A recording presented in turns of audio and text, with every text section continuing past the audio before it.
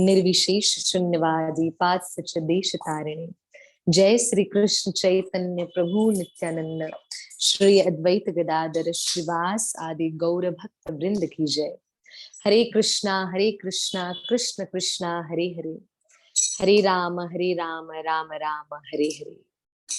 हरे कृष्णा, जय श्री राधे, हरि बोल। जय राधा माधवा कुंज बिहारी, जय राधा माधवा कुंज बिहारी, जय गोपी जन वल्लभा गिरिवर धारी, जय गोपी जन वल्लभा गिरिवर धारी। यशोदानंदन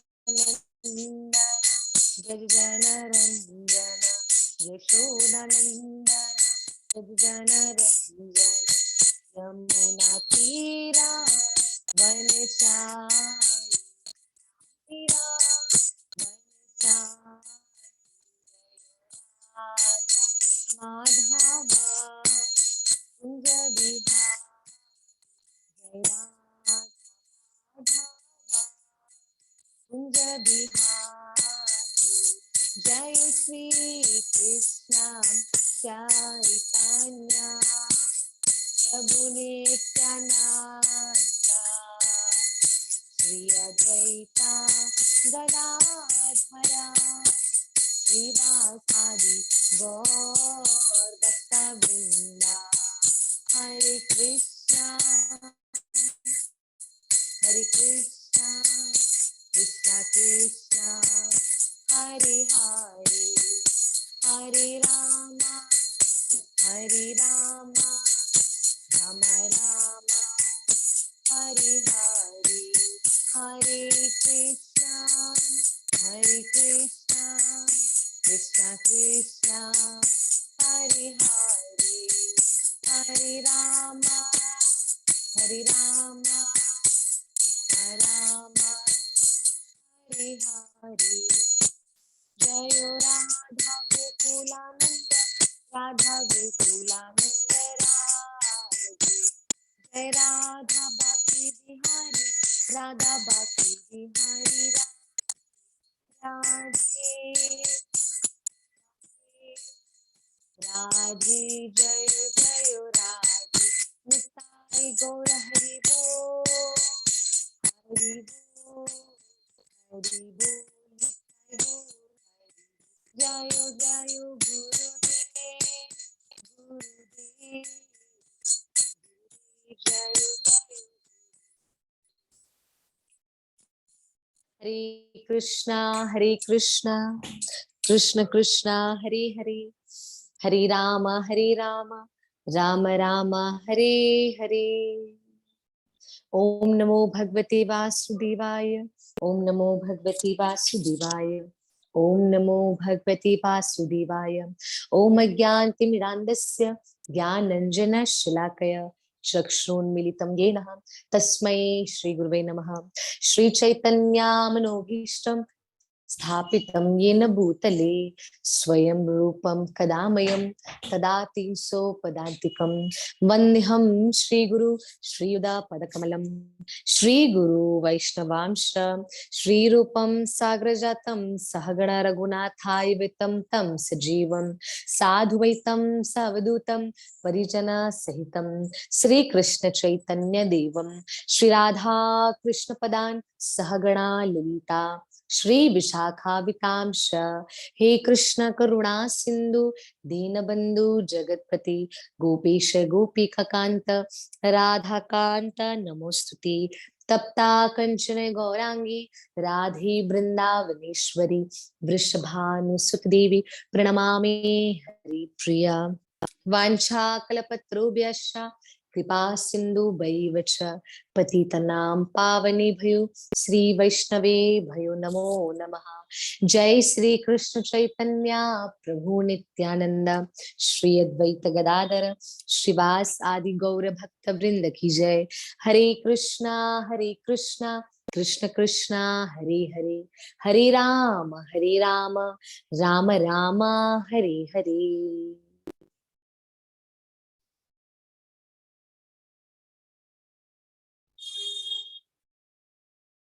हरे कृष्णा। आप सभी भक्तों का श्री कृष्ण कथा में हार्दिक स्वागत है। हरि बोल, हरे कृष्णा, जय श्री राधे। काफी समय के बाद हम सब मिल रहे हैं क्योंकि मैं वृंदावन में थी और कल ही वृंदावन से वापस आई हूँ यहाँ पर। और ठाकुर जी की कृपा देखो, ठाकुर जी कहते हैं कि आ गए हो तो चलो अपनी सेवा पे लग जाओ। तो राधा रानी ने अपनी सेवा पे भी लगा दिया है। कथाएं शुरू हो चुकी हैं। राधा रानी की कृपा से कल ही उतरी हूँ और उसी दिन सेम डे कथा पे भी गए थे। तो आप सभी भक्तों को भी बताना चाहूंगी जो यहीं पर रहते हैं, जो उल्लासनगर वासी हैं, जो मुंबई वासी हैं, तो मैं आ चुकी हूँ। हम कीर्तन कर सकते हैं, आप कीर्तन कथा हम कर सकते हैं। बहुत टाइम के बाद हम मिल रहे हैं। तो आप सभी को राधे राधे, सभी को हरे कृष्णा। आइए आज हम कुछ बहुत सुंदर विषय में सुनने का प्रयास करेंगे। जैसे आप सभी भक्तों को पता है कि चतुर्मास प्रारंभ हो चुका है। चतुर्मास अर्थात चौमासा, 4 महीने। ये 4 महीने कौन कौन से हैं? 4 महीने हैं। पहला है श्रावण मास, जो हमारे परम प्यारे, हमारे भोले बाले श्री महादेव का महीना है। पहला है श्रावण मास, दूसरा है भाद्रपद, तीसरा है अश्विन मास और चौथा है कार्तिक मास। तो इन 4 महीनों को बोला जाता है चतुर्मास। और चतुर्मास में ही हमारे परम प्यारे प्रभु, हमारे ठाकुर जी विश्राम करते हैं, गहरी नींद में चले जाते हैं। उनके लिए, हमारे ठाकुर जी के लिए तो कुछ क्षण है, कुछ सेकंड्स है, हमारे लिए 4 महीने है। पर हमारे ठाकुर जी के लिए ये तो कुछ क्षणों की बात है। तो आइए हम सब जानेंगे कि इन 4 महीनों में हमें क्या करना चाहिए, क्या नहीं करना चाहिए। क्योंकि भगवान श्री कृष्ण की कृपा से शास्त्रों के अनुसार, वैष्णवों के अनुसार हमने पूरा रेडी किया हुआ है कि हमें क्या करना चाहिए, क्या नहीं करना चाहिए। तो आज हम इस बारे में थोड़ा जानने का प्रयास करेंगे। और चतुर्मास कब से कब तक है? 4 महीने कब से कब तक है?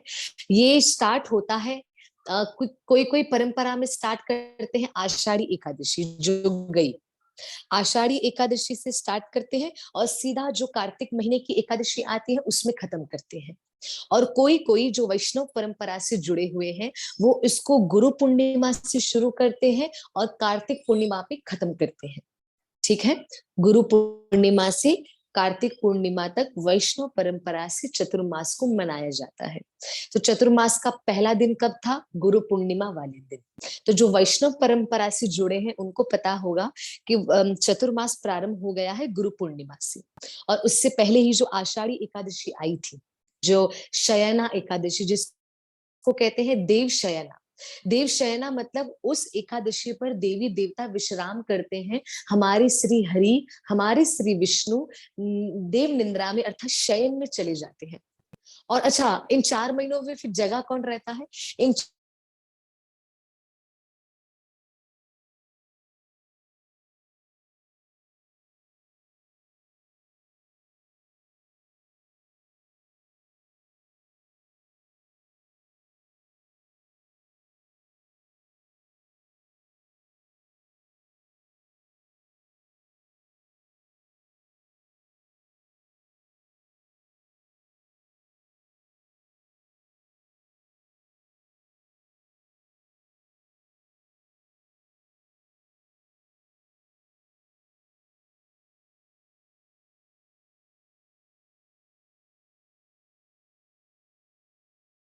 कृष्ण कृष्णा हरे हरे, हरे राम राम राम हरे हरे।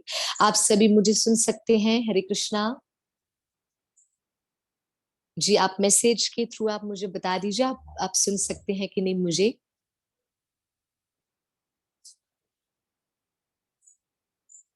जी क्षमा करिएगा, थोड़ा सा यहाँ पे बारिश होने की वजह से जो कनेक्शन है वो बहुत वीक है, मुझे क्षमा करिएगा श्री राधे जी। तो मैं ये विषय में आपको बता रही थी कि श्री अ, चतुर्मास, जो 4 महीने का जो एक एक समय होता है, तो उन चतुर्मास में जो पहला महीना है श्रावण का महीना, उसमें हमारे महादेव जगे रहते हैं। क्योंकि हमारे ठाकुर जी तो सो जाते हैं, हमारे श्री विष्णु, हमारे श्री हरि, वो तो योग निद्रा में चले जाते हैं। तो प्रभु की निद्रा को, प्रभु की नींद को नींद नहीं, योग निद्रा बोला जाता है। योग निद्रा ऐसी निद्रा होती है जो प्रभु के लिए कुछ सेकंड्स की होती है, मानो कुछ क्षणों के लिए वो सोए हैं, देन उसके बाद हमारे जो ठाकुर जी है वो जग जाते हैं। तो महादेव इन चतुर्मास में जगे रहते हैं। और आप लोगों को पता होना चाहिए भक्तों को कि भगवान श्री कृष्ण तक पहुंचने का रास्ता तो भक्त होते हैं। तो हमारे प्रभु के तो सबसे प्यारे हैं महादेव।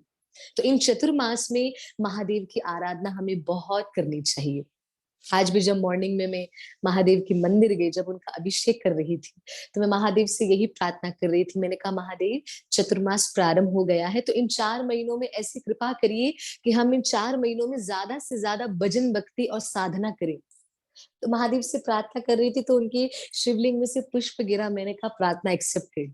महादेव हमारे बड़े बोले हैं, सच बता रही हूँ, बड़े प्यारे, बड़े बोले। हर कथा में महादेव को पाओगे, देखिएगा। क्योंकि वैष्णव नाम यथा शंभु, महादेव वो हैं जो हमारे श्री कृष्ण से बहुत प्रेम करते हैं, बहुत प्रेम। तो आइए, ये जो चतुर्मास में क्या करना चाहिए, क्या नहीं करना चाहिए, वो हम सभी जानते हैं।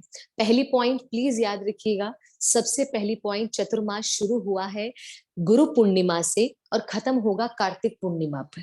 ठीक है, ये पहली पॉइंट। दूसरी पॉइंट, कोई कोई भक्त इसको आषाढ़ी एकादशी से शुरू करते हैं और खत्म करते हैं कब? देव उठनी एकादशी, जो कि आती है कार्तिक मास में। ठीक है, दूसरी पॉइंट। तीसरी पॉइंट, हमें क्या करना चाहिए, सुन लेते हैं। तीसरी पॉइंट में, इस चतुर्मास में हमें इन 4 महीनों में, इन 4 मासों में हमें कुछ चीजें छोड़नी पड़ती है। अच्छा क्या, मैं आपको बताती हूँ। सबसे पहला महीना है श्रावण मास। इन श्रावण मास में हमें हरी सब्जी नहीं खानी चाहिए। अब आप कहेंगे हरी सब्जी कैसी?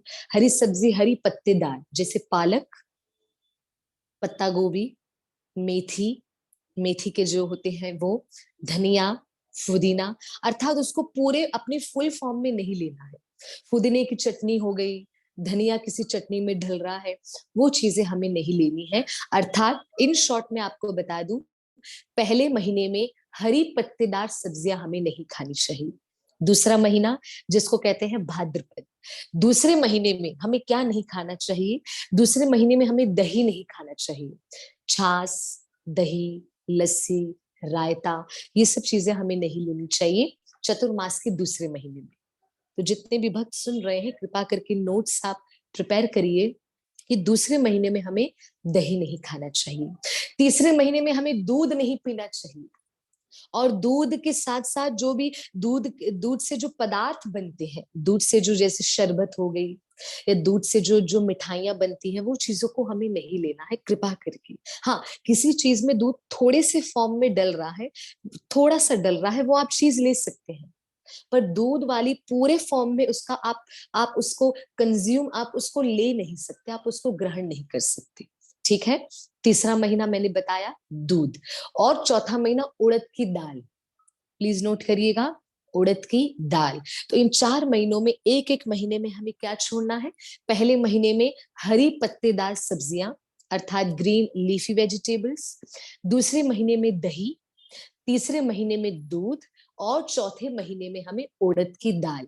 ये हमें नहीं खाना चाहिए कृपा करके। ठीक है, चतुर्मास का नियम है।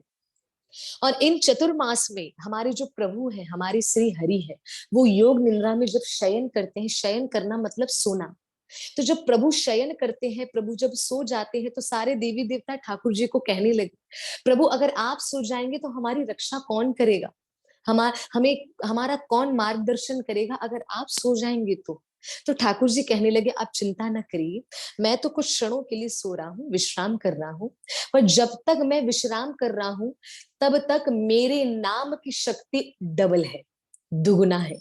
तो समझ जाइए, इस चतुर्मास में वैसे तो नाम की शक्ति है, 365 दिन, 365 डेज भगवान का नाम अपनी शक्ति दिखाता है। पर इन 4 महीने स्पेशली, खास करके इन 4 महीने भगवान के नाम की शक्ति दुगुना तरीके से बढ़ जाती है। तो प्लीज आप इस बात को नोट करिएगा कि भगवान श्री कृष्ण के नाम की शक्ति इस चतुर्मास में, इन 4 महीनों में दुगना करके बढ़ जाती है। तो इसलिए वैष्णवों को इन चतुर्मास में भगवान का बहुत नाम लेना चाहिए। और कैसा नाम? हरे कृष्णा कृष्ण कृष्णा हरे हरे, हरे राम राम राम हरे हरे। तो हरि के नाम का भजन हमें ज्यादा से ज्यादा करने का प्रयास करना चाहिए। अच्छा, इस चतुर्मास की महिमा इतनी है क्यों? तो थोड़ा इसको भी जानने का प्रयास करेंगे। श्रीमद् भागवतम महापुराण के 12 स्कंद हैं।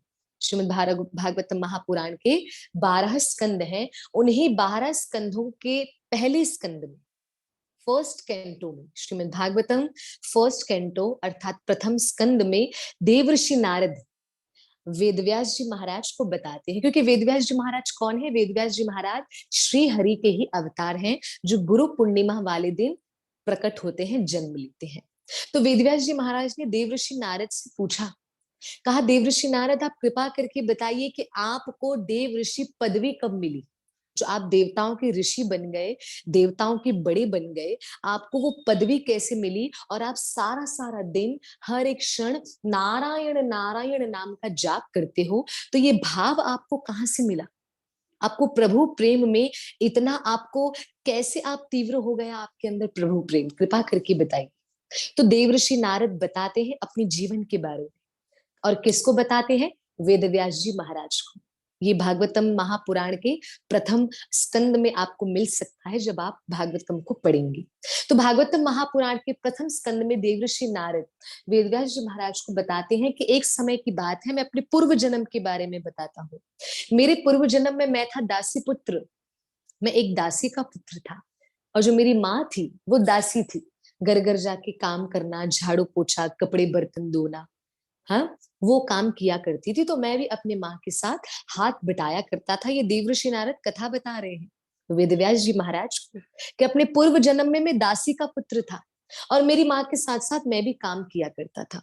तो मेरी माता, मेरी माँ जिस घर में काम किया करती थी, जिस जिस जिस सेठ जी के घर में काम किया करती थी, वहां पे कुछ संतों का आगमन हो गया। कुछ संत वहां पर पधारे। तो संतों के आगमन से वो सेठ जी ने मेरी माता को कहा कि इन संतों की सेवा आपको करनी है, भोजन, साफ सफाई इत्यादि सब कुछ आपको देखना है। तो उन संतों की सेवा मेरी माता करती थी, तो माता के साथ साथ मैं भी सेवा करता था। दिन बीता, समय बीता, वो संत उस गांव में, और हमको सेवा का मौका 4 महीने तक मिला, क्योंकि वो संत उस गांव में 4 महीने तक रुके।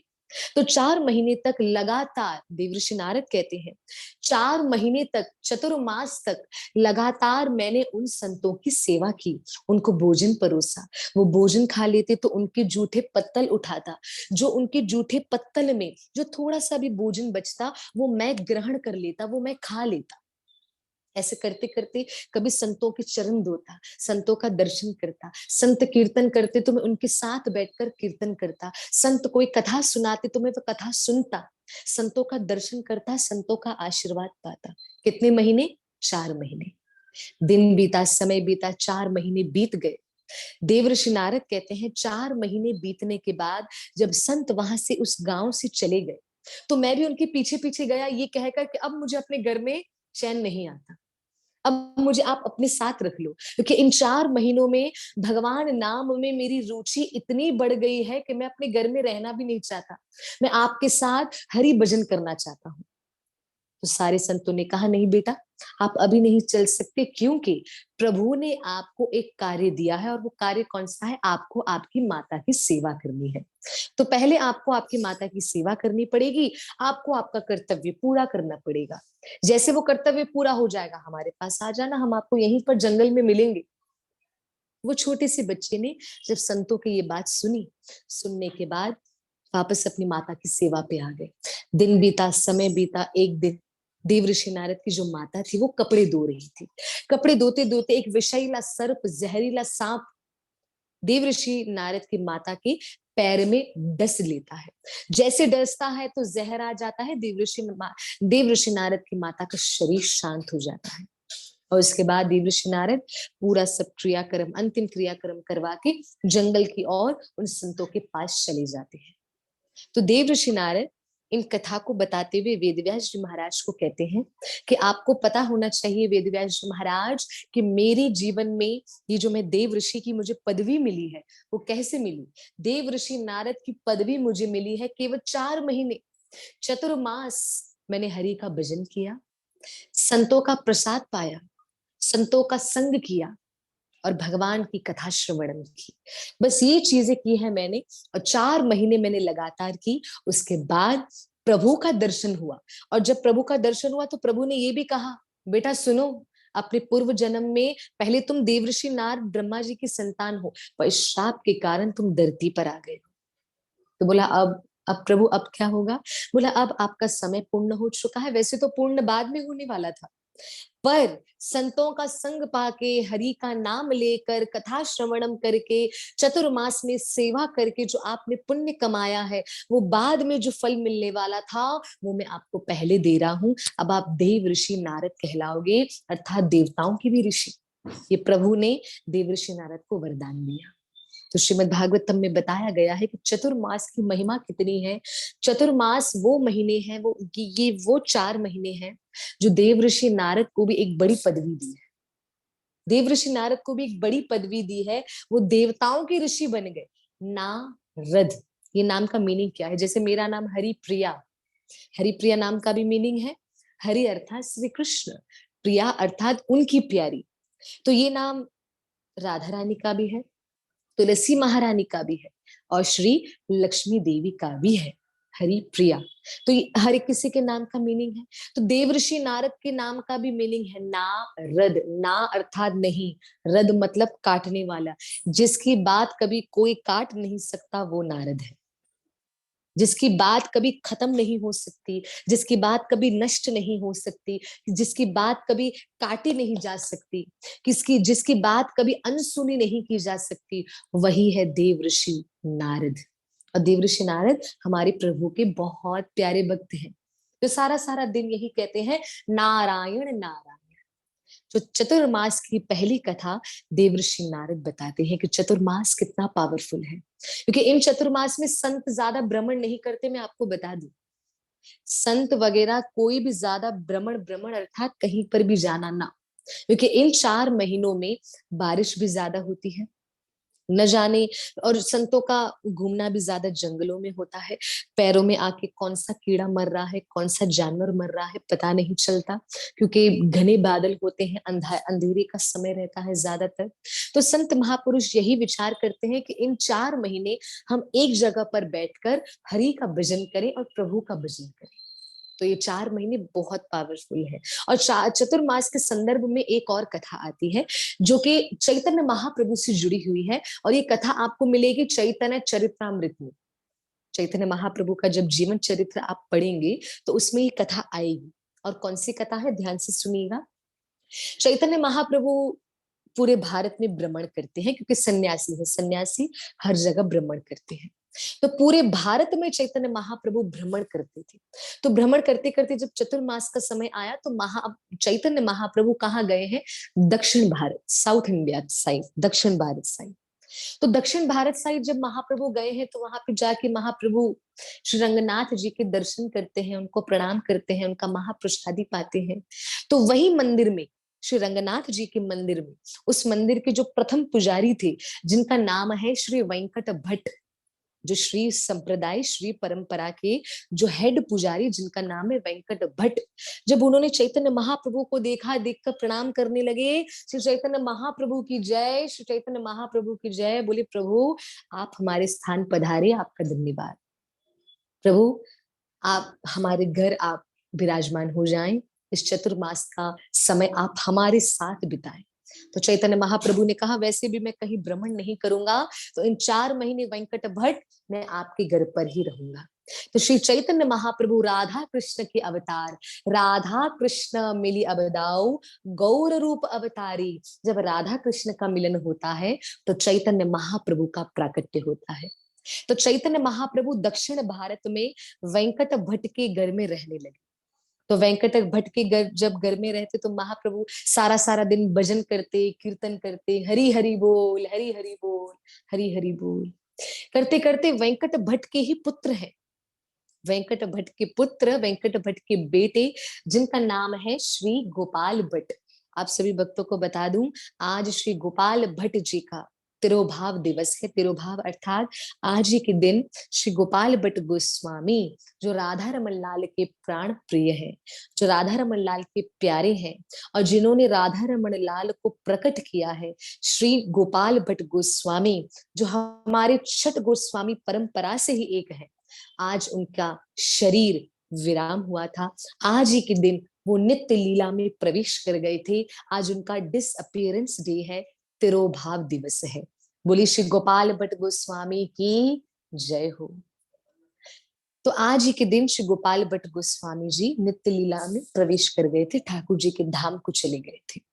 तो प्यारे भक्तों, मैं आपको बता दूं कि वेंकट भट्ट के पुत्र हैं श्री गोपाल भट्ट। तो 4 महीने, इन 4 महीने वेंकट भट्ट के घर पे चैतन्य महाप्रभु रहने लगे। और चैतन्य महाप्रभु की सेवा कौन करते? गोपाल भट्ट, उनके बेटे, वेंकट भट्ट के बेटे गोपाल भट्ट चैतन्य महाप्रभु की खूब सेवा करते, उनके चरण दबाते, उनको भोजन खिलाते। जब चैतन्य महाप्रभु नगर संकीर्तन करने जाते थे तो उनके पीछे पीछे जाकर कीर्तन करते थे, चैतन्य महाप्रभु की सेवा करते थे, नाम जाप करते थे, वैष्णवों का संग करते थे, चैतन्य महाप्रभु की प्रसादी को पाया करते थे। चतुर्मास पूरा हुआ, 4 महीने पूरे हुए। चैतन्य महाप्रभु वहां से जब जा रहे थे, दक्षिण भारत से जब जा रहे थे, तो पीछे से गोपाल भट्ट ने कहा, प्रभु आप तो जा रहे हो पर मेरा मन आपसे दूर जाने को नहीं कह रहा, मैं तो चाहता हूं आप यही रहे। चैतन्य महाप्रभु ने कहा, मुझे तो जाना पड़ेगा।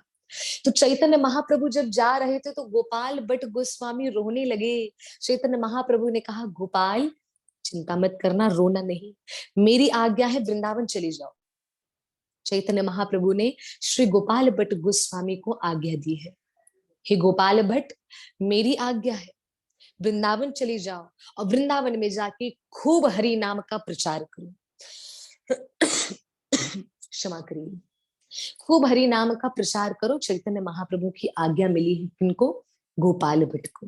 तो गोपाल भट्ट गोस्वामी चैतन्य महाप्रभु की आज्ञा पाके श्री वृंदावन धाम आ गए। वृंदावन धाम आकर चैतन्य महाप्रभु के परम प्यारे श्री गोपाल भट्ट गोस्वामी, जिन्होंने श्री राधा रमन लाल को प्रकट किया है, राधा रमन लाल के प्राण प्रिय कौन है? गोपाल भट्ट। जैसे कि मैंने अभी अभी कहा आपको कि आज श्री गोपाल भट्ट गोस्वामी महाराज का तिरोभाव दिवस भी है, डिसअपियरेंस डे भी है। याद रखिएगा प्यारे भक्तों, जब वैष्णव जाते हैं ना, इस धरती से जब वैष्णव जाते हैं तो भक्त बड़े खुश होते हैं, बड़े खुश होते हैं। क्यों? क्योंकि देखो, रोना तो आता है ये सोचकर कि वैष्णव, वो वैष्णव अब हमारे बीच नहीं है शारीरिक रूप से, पर इस बात की खुशी है कि वो वैष्णव श्री कृष्ण के चरणों का वास उनको वापस से मिल गया, क्योंकि जहां से आए हैं वहीं चले गए, जहां से आए हैं वहीं चले गए। तो यहाँ पे संसार वाला, जो संसार में जो मटेरियलिस्टिक लोग करते हैं ना, भक्ति में वैसा नियम नहीं होता प्यारे भक्तों। भक्ति में कैसा नियम होता है? भक्ति में तो मृत्यु के समय शोक नहीं करते, शोक मतलब रोना पीटना, अरे चला गया चला गया ना। भक्ति में तो शरीर छूटने पर हरि के नाम का कीर्तन करते हैं, हरे कृष्णा कृष्ण कृष्णा हरे हरे, हरे राम राम राम हरे हरे। शरीर छूट जाने पर तो कीर्तन किया जाता है। मुझे अभी भी याद है जब मेरे गुरुदेव कीर्तनानंद स्वामी महाराज जी का जब शरीर छूट रहा था, तो हॉस्पिटल में जब गुरुदेव थे तो हम लोगों ने खूब कीर्तन किया था, खूब। तो डॉक्टर जब बाहर आए तो डॉक्टर ने बाहर आके कहा कि स्वामी जी, उनको स्वामी जी बोलते थे डॉक्टर, उनको स्वामी जी कहते थे, बोलते थे Swami ji he is very strong. बोला इतनी तकलीफ है उनको, इतनी तकलीफ है, फिर भी जब हम उनको पूछ रहे हैं हाउ आर यू फीलिंग, तो वो बोल रहे हैं हाँ फिजिकली तो मुझे बहुत तकलीफ है, शरीर से तो मुझे बहुत पीड़ा है, पर मैं अंदर से आई एम वेरी एक्साइटेड। बोला व्हाई, आप क्यों ज्यादा एक्साइटेड हैं? बोला क्योंकि मैं अपने कृष्ण के पास जा रहा हूँ, मैं अपने गोविंद के पास जा रहा हूँ, जहां से आया हूँ वहीं जा रहा हूँ। प्यारे भक्तों, भक्त तो इंतजार करता है कि कब मैं अपने ठाकुर जी के धाम वापस जाऊं। भक्तों को इस बात का इंतजार होता है कि जहां से हम आए हैं हम पुनः वहां पर लौट कर चले जाएं।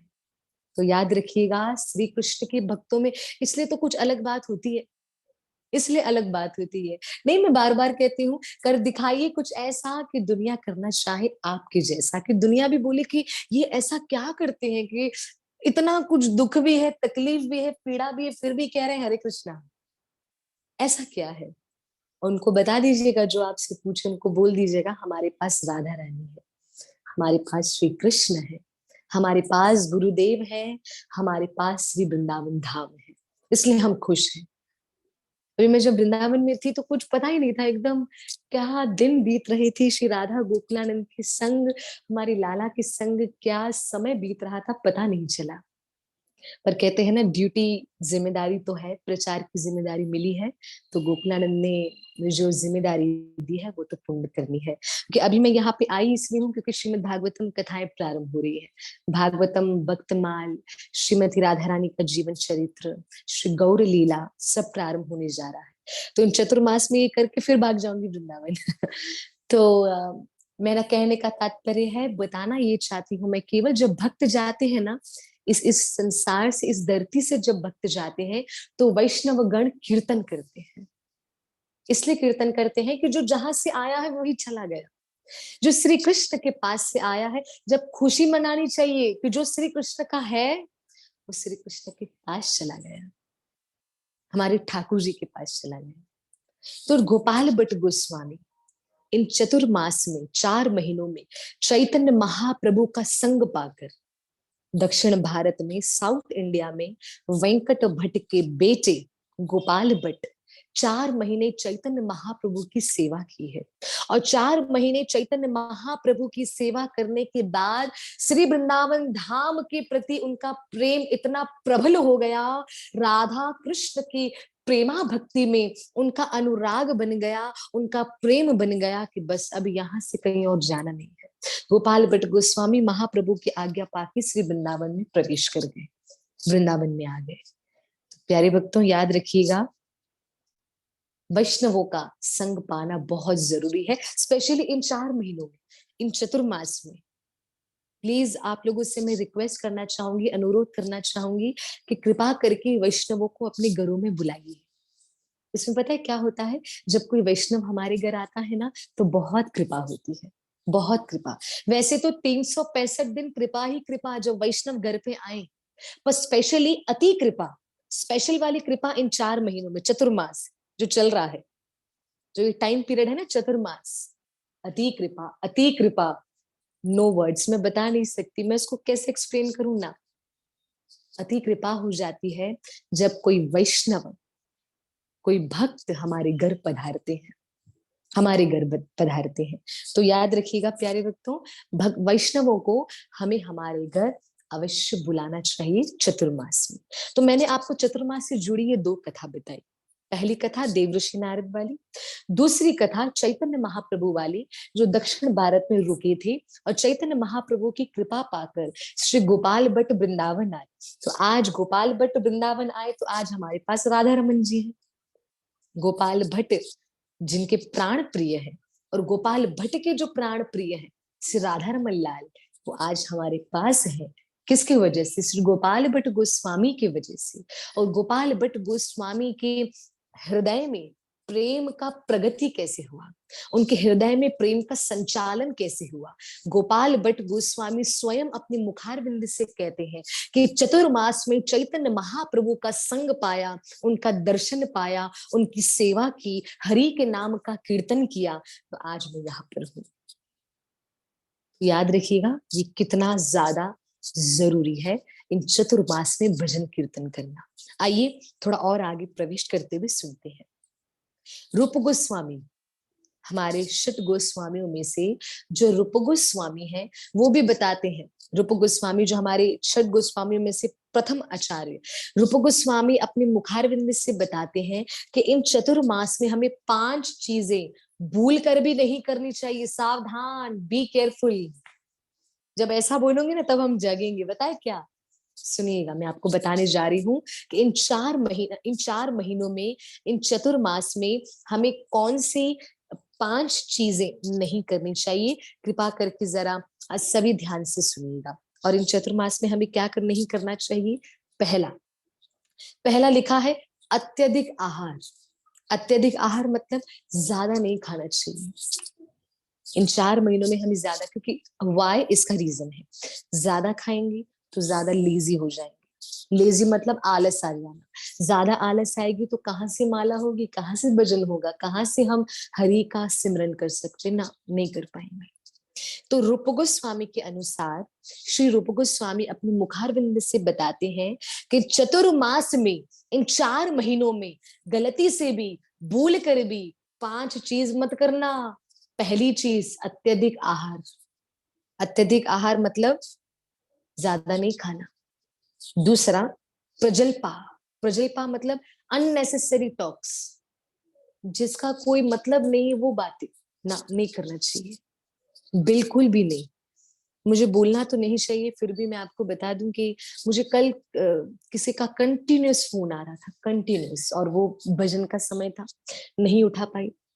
जब बाद में मैंने उनको फोन करके पूछा, मैंने कहा जी आपने फोन किया, जी बताइए। तो बोला हाँ माता जी हमने इसलिए फोन किया, हमने सुना आप आ गए वापस यहाँ पर। मैंने कहा हाँ जी आई हूँ, कथा के लिए आई हुई हूँ। उन्होंने बोला हाँ माता जी हमें बहुत अच्छा लगा कि आप आ गए। मैंने कहा जी, तो मैंने कहा आपको कुछ काम था, आपने फोन किया। कहा नहीं माता जी जस्ट हमने ऐसे ही फोन किया था कि हमने सोचा कि चलो आ गए हो तो बात कर ली। हमने कहा नहीं, हमने कहा ठीक है माता जी धन्यवाद, थोड़ा सा सेवा है मैं रुकती हूँ।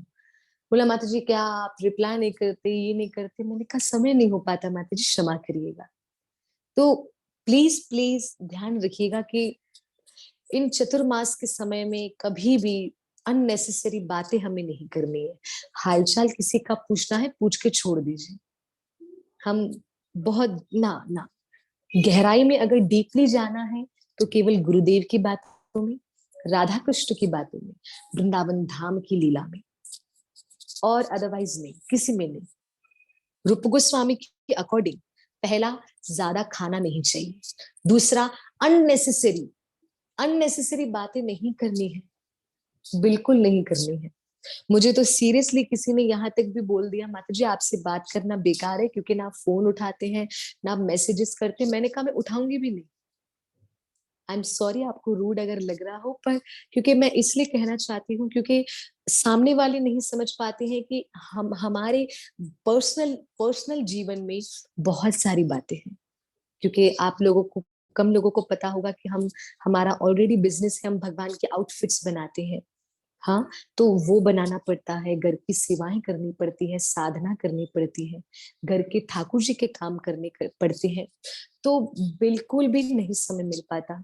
तो जो जब मुझे वो बोलते हैं ना कि नहीं आप तो ऐसे ही, हम बोलते हैं क्षमा करिएगा, मैं सिर्फ एक शब्द बोलती हूँ क्षमा करिएगा। फिर वो सामने से ये भी कहते हैं हाँ आप उठा लेंगे ना, मैं बोलती हूँ बाद में भी नहीं उठाऊंगी। मैंने कहा सच बता रही हूँ, जो जेन्युइनली बात होगी और जो बहुत जरूरी बात होगी, प्लीज आप मुझे कर लीजिएगा, मैं जरूर रिप्लाई दूंगी, ये मेरा प्रॉमिस है। और आज तक आप जेन्युइनली, सच बता रही हूँ, व्हाट्सएप पे अभी तक स्टिल मैसेजेस पेंडिंग है, पर जेन्युइनली जो किसी को सच में कुछ पूछना है, कुछ बात करनी है, मैं सीधा रिप्लाई कर देती हूँ। पर मैं, मुझे खुद को कभी कभी बुरा लगता है कि मैं बहुत ज्यादा बुरी हूँ कि मैं नहीं कर पाती, भक्तों का बात करने का मन करता है, उनका कॉल नहीं अटेंड कर पाती, अगर वो करती हूँ तो भजन नहीं हो पाता। मुझे इतना अभी तक ये लगता है कि मैं इतनी पवित्र नहीं हूँ जो मैं सामने वाले को पवित्र कर पाऊं। सो बेटर इज कि मैं खुद पहले पवित्र हो जाऊं, खुद पहले भजन करके खुद पहले पवित्र हो जाऊं तो बाहर करूं ना। हाँ जी, आई होप किसी को कोई बुरा ना माने, पर जस्ट बताना ये चाहूंगी कि श्री रूप गोस्वामी कहते हैं इन चतुर्मास में व्यर्थ का प्रजल्पा नहीं करना है। प्रजल्पा, प्रजल्पा संस्कृत शब्द है, इंग्लिश में अगर बोलूं तो अननेसेसरी टॉक्स, कुछ भी बातें, व्यर्थ की बातें हमें नहीं करनी है। जो जरूरी बात हो वही करें, ज्यादा मौन रहे, ठीक है जी। आइए, थर्ड, दो मैंने बताया, ज्यादा खाना नहीं है, अननेसेसरी बातें नहीं करनी। थर्ड इज नियम आग्रह। नियम आग्रह अर्थात यहाँ पे बताया गया, कोई ऐसे सोचते हैं ना कि नहीं ये चतुर्मास तो हम नॉर्मली बिता देंगे, तो कोई नियम पकड़ते नहीं है। तो रूप गोस्वामी कहते हैं वो गलत कर रहे हैं। इस चतुर्मास में, इन 4 महीनों में कोई भी नियम पकड़ लीजिए। आप पूछ सकते हैं कि माता जी कौन सा नियम, चलो बता देती हूँ। गौ सेवा, तुलसी सेवा, श्री कृष्ण को प्रणाम, या तुलसी पत्र श्री कृष्ण को डेली अर्पण करना, या श्री कृष्ण को डेली भोग लगाना, या श्री कृष्ण को डेली जल का भोग लगाना। कोई भी सेवा, एनी एनी वन सेवा। सब कर पाए तो सोने पे सुहागा, बहुत अच्छा। अगर सब नहीं कर पाते हैं तो कोई भी एक सेवा आप जरूर करिएगा। इन 4 महीनों में नियम पकड़िएगा। रूप गोस्वामी कहते हैं जो नियम नहीं पकड़ते हैं इन 4 महीनों में, वो गलत कर रहे हैं। जो ये थिंकिंग रखते हैं कि इट्स फाइन, कोई बात नहीं, चतुर्मास बस जस्ट चतुर्मास ही तो है ना। रूप गोस्वामी कहते हैं कोई ना कोई एक नियम तो एटलीस्ट एक, एटलीस्ट आप लोगों से भी मैं रिक्वेस्ट करना चाहूंगी कि कोई एक नियम आप जरूर पकड़ लीजिएगा, आपकी इच्छा अनुसार। अपने जीवन अपने जीवन को सफल बनाने के लिए कोई एक नियम आप जरूर पकड़िएगा कि मैं दिन में इतनी माला करूंगी या करूंगा, या मैं ऐसे सेवा करूंगी या ये सेवा करूंगा। जो भी आपकी इच्छा, पर प्लीज आप करिएगा, ठीक है। हाँ जी। तीसरा मैंने बताया, जो नियम नहीं पकड़ते हैं वो गलत उनका थिंकिंग है, नियम पकड़ना चाहिए। चौथा, जन संग्रह। रूप गोस्वामी कहते हैं fourth one is less association. कम लोगों से कम मिलिए। अच्छा, भक्तों से मिलना है, भक्तों से मिलना है। थोड़े दिन पहले किसी ने मुझसे ये भी पूछा था कि हमें कैसे पता चले कि कौन सा भक्त जेन्युइनली भक्त है, कौन सा भक्त भक्त है और कौन सा भक्त भक्त नहीं है। क्योंकि भक्त के रूप में भी कोई भक्त नहीं होता, तो हमें कैसे पता चले। मैं आपको बता दूं भक्त कौन है, मैं आपको बता दूं। भक्त वही है जो आपको श्री कृष्ण की बातों के सिवा कुछ बोले ही नहीं। वो आपको ठाकुर जी की बातें सिखाएं, ठाकुर जी की बातें समझाएं, ठाकुर जी की बातें करें, जिनसे बात करके आपको पॉजिटिविटी आए, जिनसे बात करके आपको अच्छा लगे, वो ठाकुर जी के प्यारे होते हैं। वो ठाकुर जी को बहुत पसंद है, मैं आपको सच बता रही हूँ। जब हमारे जीवन में कोई ऐसा आता है ना, क्योंकि मैं कभी कभी ऐसे बैठी बैठी भी सोचती हूँ, जब हमारे जीवन में कोई ऐसा आता है कि जिनको हमको देखकर या जिनकी बातें सुनकर श्री कृष्ण से प्रेम करने का मन करता है, तो वो ठाकुर जी के इतने प्यारे होते हैं। और राधा रानी की तो डायरेक्ट कृपा होती है उन पर, बता रही हूँ सच में। तो ऐसे भक्तों को कभी छोड़ना नहीं चाहिए, है ना। हमारे जीवन में भी कोई ना कोई, मेरे जीवन में तो ऐसे बहुत सारे हैं जो, जिनको सुनना मुझे अच्छा लगता है, जिनका संग, जिनका एसोसिएशन, हाँ, जिनके साथ मुझे रहना पसंद है। तो मैं तो यही मानती हूँ कि वो तो मेरे राधा गोकुल के बहुत प्यारे हैं। और उनमें से तो 2 मेरे पर्सनल है, मेरे घर के, मेरे माता जी और मेरे पिताजी। मेरी मैया और मेरे पिताजी तो वो तो मेन श्री राधा। मैं तो यही मानती हूँ कि गोकुलानंद को अगर कुछ बोलना होता है तो वो मेरे माता पिता के थ्रू बुलवाते हैं।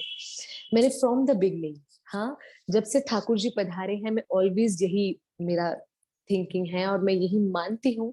क्योंकि मेरे इतने अच्छे कर्म नहीं है कि ठाकुर जी मुझसे डायरेक्ट आके बात करें।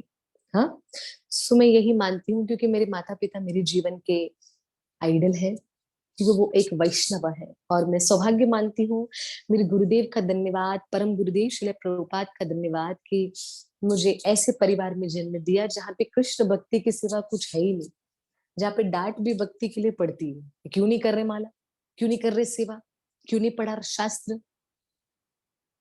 तो ये कृपा है, ये कृपा है। हाँ जी। तो नंबर 4, जन संग्रह। जन संग्रह अर्थात लेस एसोसिएशन। कृपा करके आप ज्यादा लोगों से न मिले। वाई, मैं आपको बता दूं, जैसा होगा संग वैसा होगा रंग। आप ज्यादा उन लोगों से मिलेंगे जो नेगेटिव है, सच बता रही हूँ, नेगेटिविटी आ जाएगी, सीरियसली। ज्यादा उन लोगों से मिलेंगे, हाँ अच्छा, आप में से काफी भक्त जो जॉब करते हैं, बाहर कमाने जाते हैं, सो आप तो लोगों से दूर नहीं रह सकते, तो क्या करें। कोई बात नहीं, आप लोगों से दूर मत रहिए, आप अपने आप को पावरफुल बना दीजिए। माता जी, हरिप्रिया माता जी, कैसे, आपको बता दूं, आपका भजन स्ट्रॉन्ग कर दीजिए, आपकी साधना स्ट्रॉन्ग कर दीजिए, आपकी सेवा बढ़ा दीजिए, आप स्ट्रांग हो जाएंगे तो सामने वाले के संग का असर आपको नहीं पड़ेगा, बल्कि आपके संग का रंग उन पर पड़ जाएगा, है ना। हमसे नहीं, मुझसे किसी ने एक बार पूछा था कि माया का आक्रमण कैसे कम करें, तो मैंने तो बोला था कि वो बिल्कुल कभी कम हो ही नहीं सकता। माया का आक्रमण, नेगेटिविटी कभी लाइफ से जा ही नहीं सकती। अरे माता जी ये क्या बात हुई, अगर नेगेटिविटी लाइफ में नहीं जाएगी तो सब अच्छा कैसे होगा। हाँ सच बात बता रही हूँ, यह है नेगेटिविटी। नेगेटिविटी लाइफ से कभी नहीं जाएगी, और यह है पॉजिटिविटी। नेगेटिविटी नहीं जाएगी, पॉजिटिविटी को लाना है तो क्या करो, पॉजिटिविटी को थोड़ा ज्यादा लाओ। नेगेटिविटी को बोलो तुम इधर ही रहो, तो पॉजिटिविटी को बढ़ा दो, जो बड़ा रहेगा उसका असर ज्यादा रहेगा। तो मैं आपको यही बताना चाहूंगी, जीवन में दुख कम नहीं होंगे, जीवन में नेगेटिविटी जाएगी नहीं, जीवन में तकलीफें खत्म नहीं होगी। बस अपने भजन को बढ़ा दे, और भजन एक सुख का जरिया है, सुख का साधन है, सुख का रास्ता है भजन। हरि का नाम, कृष्ण की कथा, ठाकुर जी के भक्तों का संग, ठाकुर जी का संग, ठाकुर जी का दर्शन, ये हमारे जीवन में सुख का साधन है। तो आप भजन भक्ति को बढ़ा दीजिए, जो दुख तकलीफ कष्ट है वो ऑटोमेटिकली आपको कम दिखाई देगी ऑटोमेटिकली। हाँ जी, आइए हम आगे बढ़ते हैं। जन संग्रह, लेस एसोसिएशन। अभक्त, अभक्त अर्थात नॉन डिवोटी, जो भक्त नहीं है, कृपा करके उनसे थोड़ा सा ज्यादा ना मिले तो बढ़िया होगा। और जो जॉब वगैरह करते हैं, आप मिल सकते हैं, आप उनके टच में रह सकते हैं, तो प्लीज ध्यान दीजिएगा कि उस समय आपका भजन स्ट्रांग होना चाहिए, क्योंकि फिर उनका संग आप पे नहीं, आपका रंग उन पे लग जाएगा। ठीक है, फोर्थ मैंने बताया। And fifth and last, fifth और लास्ट क्या है, लौल्यम। लौल्यम संस्कृत शब्द है, लौल्यम उसका अर्थ मैं आपको बता दूं, लालच। लालच आपको नहीं बनना है। लालच होता है ना, और चाहिए और चाहिए, दिल मांगे मोर। आप मेरे हाथों को देखिए, और चाहिए और चाहिए और चाहिए ना, बिल्कुल भी ना। इन 4 महीनों में स्पेशली ज्यादा कमाने के विषय में नहीं सोचना है, जितना ठाकुर जी देंगे देंगे, है ना। लालच किसी भी बात में, चाहे वो पैसे की बात में हो, रिश्ते नातों की बात में हो, या अन्य कोई चीज की लालच हो ना, नहीं करनी है। ठीक है, तो थोड़ा सा आप ध्यान दीजिएगा। चतुर्मास में, इन 4 महीनों में, इन 4 मासों में 5 तरह की चीजों को आपको गलती से भी नहीं करना है। पहली चीज, ज्यादा खाना नहीं है। दूसरी चीज, अननेसेसरी बातें नहीं करनी है। तीसरी चीज, आपको तीसरी चीज, कोई नियम नहीं करे ऐसा सोचते हैं, ये भी नहीं, नियम करना जरूरी है। एंड फोर्थ वन, कम लोगों से मिले तो ज्यादा बढ़िया होगा। फिफ्थ और लास्ट, लालच बुरी बला है। लालच हमें नहीं रखना चाहिए, किसी भी बात का लालच हमें नहीं। हाँ, लालच हरि नाम का हो तो बढ़िया है जी। लालच अगर हरि नाम का हो तो सोने पे सुहागा, बहुत बढ़िया हो जाएगा कि हरि नाम का, हरि के नाम में और लालच आ रहा है। आज इतनी माला की, कल इतनी करेंगे, आज इतना भजन सुना, कल और सुनेंगे, है ना। तो ठाकुर जी के नाम का लालच होना बहुत बढ़िया है। ठीक है, तो मैं उम्मीद करती हूँ आपने ये 5 चीजें आपने नोट कर ली होंगी। आइए हम थोड़ी ये भी सुनते हैं कि हमें इन चतुर्मास में हमें क्या करना चाहिए, मैं आपको बता देती हूँ। अच्छा, क्या करने से क्या होता है, प्लीज जरा जल्दी से आप ध्यान दे दीजिएगा, ठीक है। चतुर्मास में ऑयल, तेल, तेल, ऑयल, ऑयल अगर हम इन 4 महीनों में यूज नहीं करते हैं तो हमारी उम्र बड़ी होती है। ये मैं आपको चीजें बता रही हूँ, इनमें से जो चीज आप कर पाए आपकी इच्छा, ठीक है, जो आप कर पाए। अदरवाइज हमारे श्रील प्रभुपाद जी कहते हैं, एक भक्त को प्रॉपर होना चाहिए, वो अच्छे से पवित्र हो, अपने नेल्स कट करे, अपने पुरुष हो तो अपना शेव वगैरह प्रॉपर करे, या तो स्त्रियां हो तो वो अपने बालों को क्लीन रखें, अपनी बॉडी को क्लीन रखें। वाई, क्योंकि हम प्रचार कर रहे हैं। क्योंकि अगर हम पवित्र रहेंगे, हम अगर क्लीन रहेंगे, तो सामने वाले की वाइब्स हमसे अच्छी आएंगी, सामने वाले को हमसे अच्छी वाइब्स आएंगी, क्योंकि तन को पवित्र रखना जरूरी है है ना। तो श्रील प्रभुपाद इस बात के लिए कहते हैं क्योंकि कोई कोई चतुर्मास में बाल वगैरह नहीं काटते, नेल्स नहीं काटते, दाढ़ी नहीं काट करते हैं, ये वो बड़ी बड़ी हो जाती है। तो जो कर पाए वो कर पाए, बहुत बढ़िया। इसको कभी भी श्रील प्रभुपाद जी ने खंड नहीं किया, इसको काटा नहीं है बात को। पर श्रील प्रभुपाद जी साथ में ये भी कहते हैं कि जो करना चाहते हैं वो करे, पर जो प्रचार कर रहे हैं स्पेशली उन लोगों को हमेशा क्लीन रहना जरूरी है, तन से और मन से। ठीक है, तो प्लीज जल्दी जल्दी आप ध्यान देकर सुनिएगा प्यारे बच्चों। ऑयल लगाने से अगर हम क्षमा करिए, ऑयल न लगाने से अगर हम तेल यूज नहीं करते हैं तो हमारी उम्र लंबी होती है इन चतुर्मास में। फ्रूट्स नहीं खाने से संतान मिलती है, ऐसा बताया गया है। पलाश का पत्ता, पलाश का पत्ता, पलाश के पत्ता खाने से सुंदरता आती है। एक पलाश वृक्ष है, उसके पत्ते से, उसके पत्ते को अगर हम खाएं इस चतुर्मास में तो सुंदरता बहुत बढ़ जाती है। ठीक है, ध्यान दीजिएगा। गुरु की आज्ञा मानने से, गुरु की आज्ञा मानने से आंतरिक शक्ति बढ़ती है। दही दूध न लेने से ठाकुर जी के धाम अर्थात वैकुंठ धाम जाते हैं। ज्यादा जप करने से उसका 100 गुना अधिक फल मिलता है। पवित्र रहने से, पवित्र रहने से अर्थात स्नान करने से गंगा यमुना सरस्वती 3 पवित्र नदियों में स्नान करने का फल मिलता है इस चतुर्मास में। वाह, कितनी कृपा है। हम मुंबई उल्लासनगर में रह के भी गंगा यमुना स्नान करके आ रहे हैं। जय हो श्री राधे, कृपा है कि ठाकुर जी ने हमारे लिए ही बनाया है, पता है। हाँ, तो क्या बोल रहे हैं यहाँ पे, महिमा में बताया है कि स्नान करने से, अगर आप नॉर्मल पानी से भी स्नान करते हैं तो आपको इस चतुर्मास में हरि का नाम लेते लेते स्नान करेंगे, गंगे चो यमुने चो सरस्वती, जब हम ये मंत्र जप करके जब स्नान करते हैं तो गंगा यमुना सरस्वती स्नान, इन नदियों में स्नान करने का फल मिलता है। कृष्ण की मंगल आरती अटेंड करने से गौदान का फल मिलता है। वाह, जय राधे। मंगला आरती अटेंड करने से एक गौदान का फल मिलता है। तो इमेजिन 4 महीने आप अटेंड करोगे तो कितना आपको मिल जाएगा। हाँ जी। चतुर्मास में प्रचार करने से वेदव्यास जी महाराज की पदवी मिलती है। जो चतुर्मास में प्रचार करते हैं, जो चतुर्मास में कथाएं करते हैं, वेदव्यास जी महाराज की पदवी उनको मिलती है। जहाँ पे व्यास देव विराजमान है उस धाम में उनको जाने का अवसर मिलता है, स्पेशली जो प्रचारक हैं। जमीन पर सोने से, जमीन पर सोने से कोई भी बीमारी नहीं होती।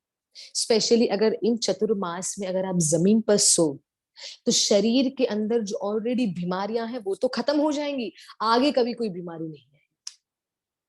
शर्त है, कंडीशन है, अगर अच्छे तरीके से विथ प्योरिटी, हाँ विथ प्योरिटी अगर इसको फॉलो करेंगे तो ये असर होगा, वरना नहीं होगा, है ना जी। आगे बढ़ते हैं। ज्यादा बात न करने से तकलीफें कम होगी। अगर हम ज्यादा बात नहीं करेंगे, कम बोलेंगे, जो हमारे जीवन की दुख है ना, आपको पता भी नहीं चलेगा, एक एक करके वो कैसे गायब हो जाए। हाँ, ध्यान रखिएगा। सिर्फ जी, इन 4 महीनों में भोग नहीं करना। अगर इन 4 महीनों में अगर हम भोग नहीं करते हैं, भोग अर्थात स्त्री है तो पुरुष का संग नहीं, पुरुष है तो स्त्री का संग नहीं, अगर ये होता है तो ब्रह्मचारी की भी पदवी हमें मिलती है। वाह, गृहस्थ होके भी ब्रह्मचारी की पदवी मिल जाती है जी। हाँ, ये तो हमारे हमारे सबके लिए मस्त पॉइंट है, सुनिएगा। नित्य कथा श्रवण करने से, नित्य कथा था अर्थात डेली कथा सुनने से किसका फल मिलता है? 7 नदियों में स्नान करने का फल मिलता है। गंगा यमुना सरस्वती नर्मदा गोदावरी सिंधु कावेरी कृष्णा, ये सब नदियों में स्नान करने का फल मिलता है जो कोई डेली कथा सुनता है, जो कोई डेली। तो प्लीज आप कथाएं जरूर सुनिए, जरूर जरूर जरूर सुनिए। यूट्यूब तो पूरा कथाओं से है, आप बिल्कुल सुनिए। अमरेंद्र प्रभु हैं, अमोघ लीला प्रभु है, प्लीज आप उनको सुनिए, बहुत मजा आता है, बहुत आनंद आता है और भी कथा सुनने में। हाँ जी, आगे बढ़ते हैं।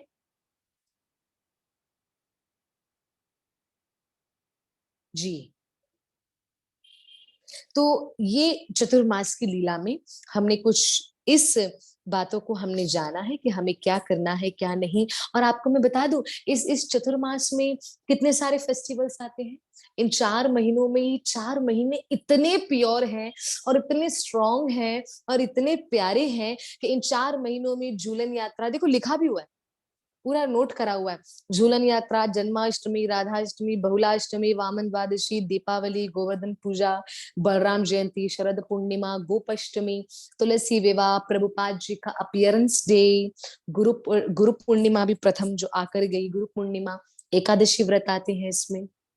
बहुत बहुत फेस्टिवल्स हैं, बहुत फेस्टिवल्स इस चतुर्मास में। तो कृपा करके इस चतुर्मास में हमको हमारा जीवन सफल करने का ट्राई करना चाहिए, ठीक है।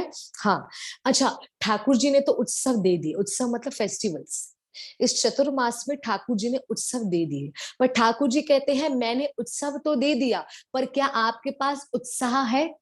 उत्साह मतलब एक्साइटमेंट है आपके पास? आपके पास जोश है उस फेस्टिवल्स को करने का?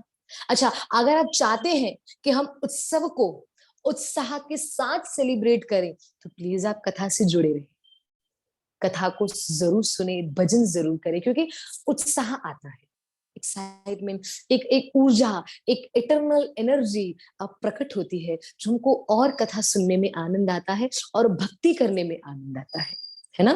तो ये चीजों को आपको ध्यान रखना चाहिए।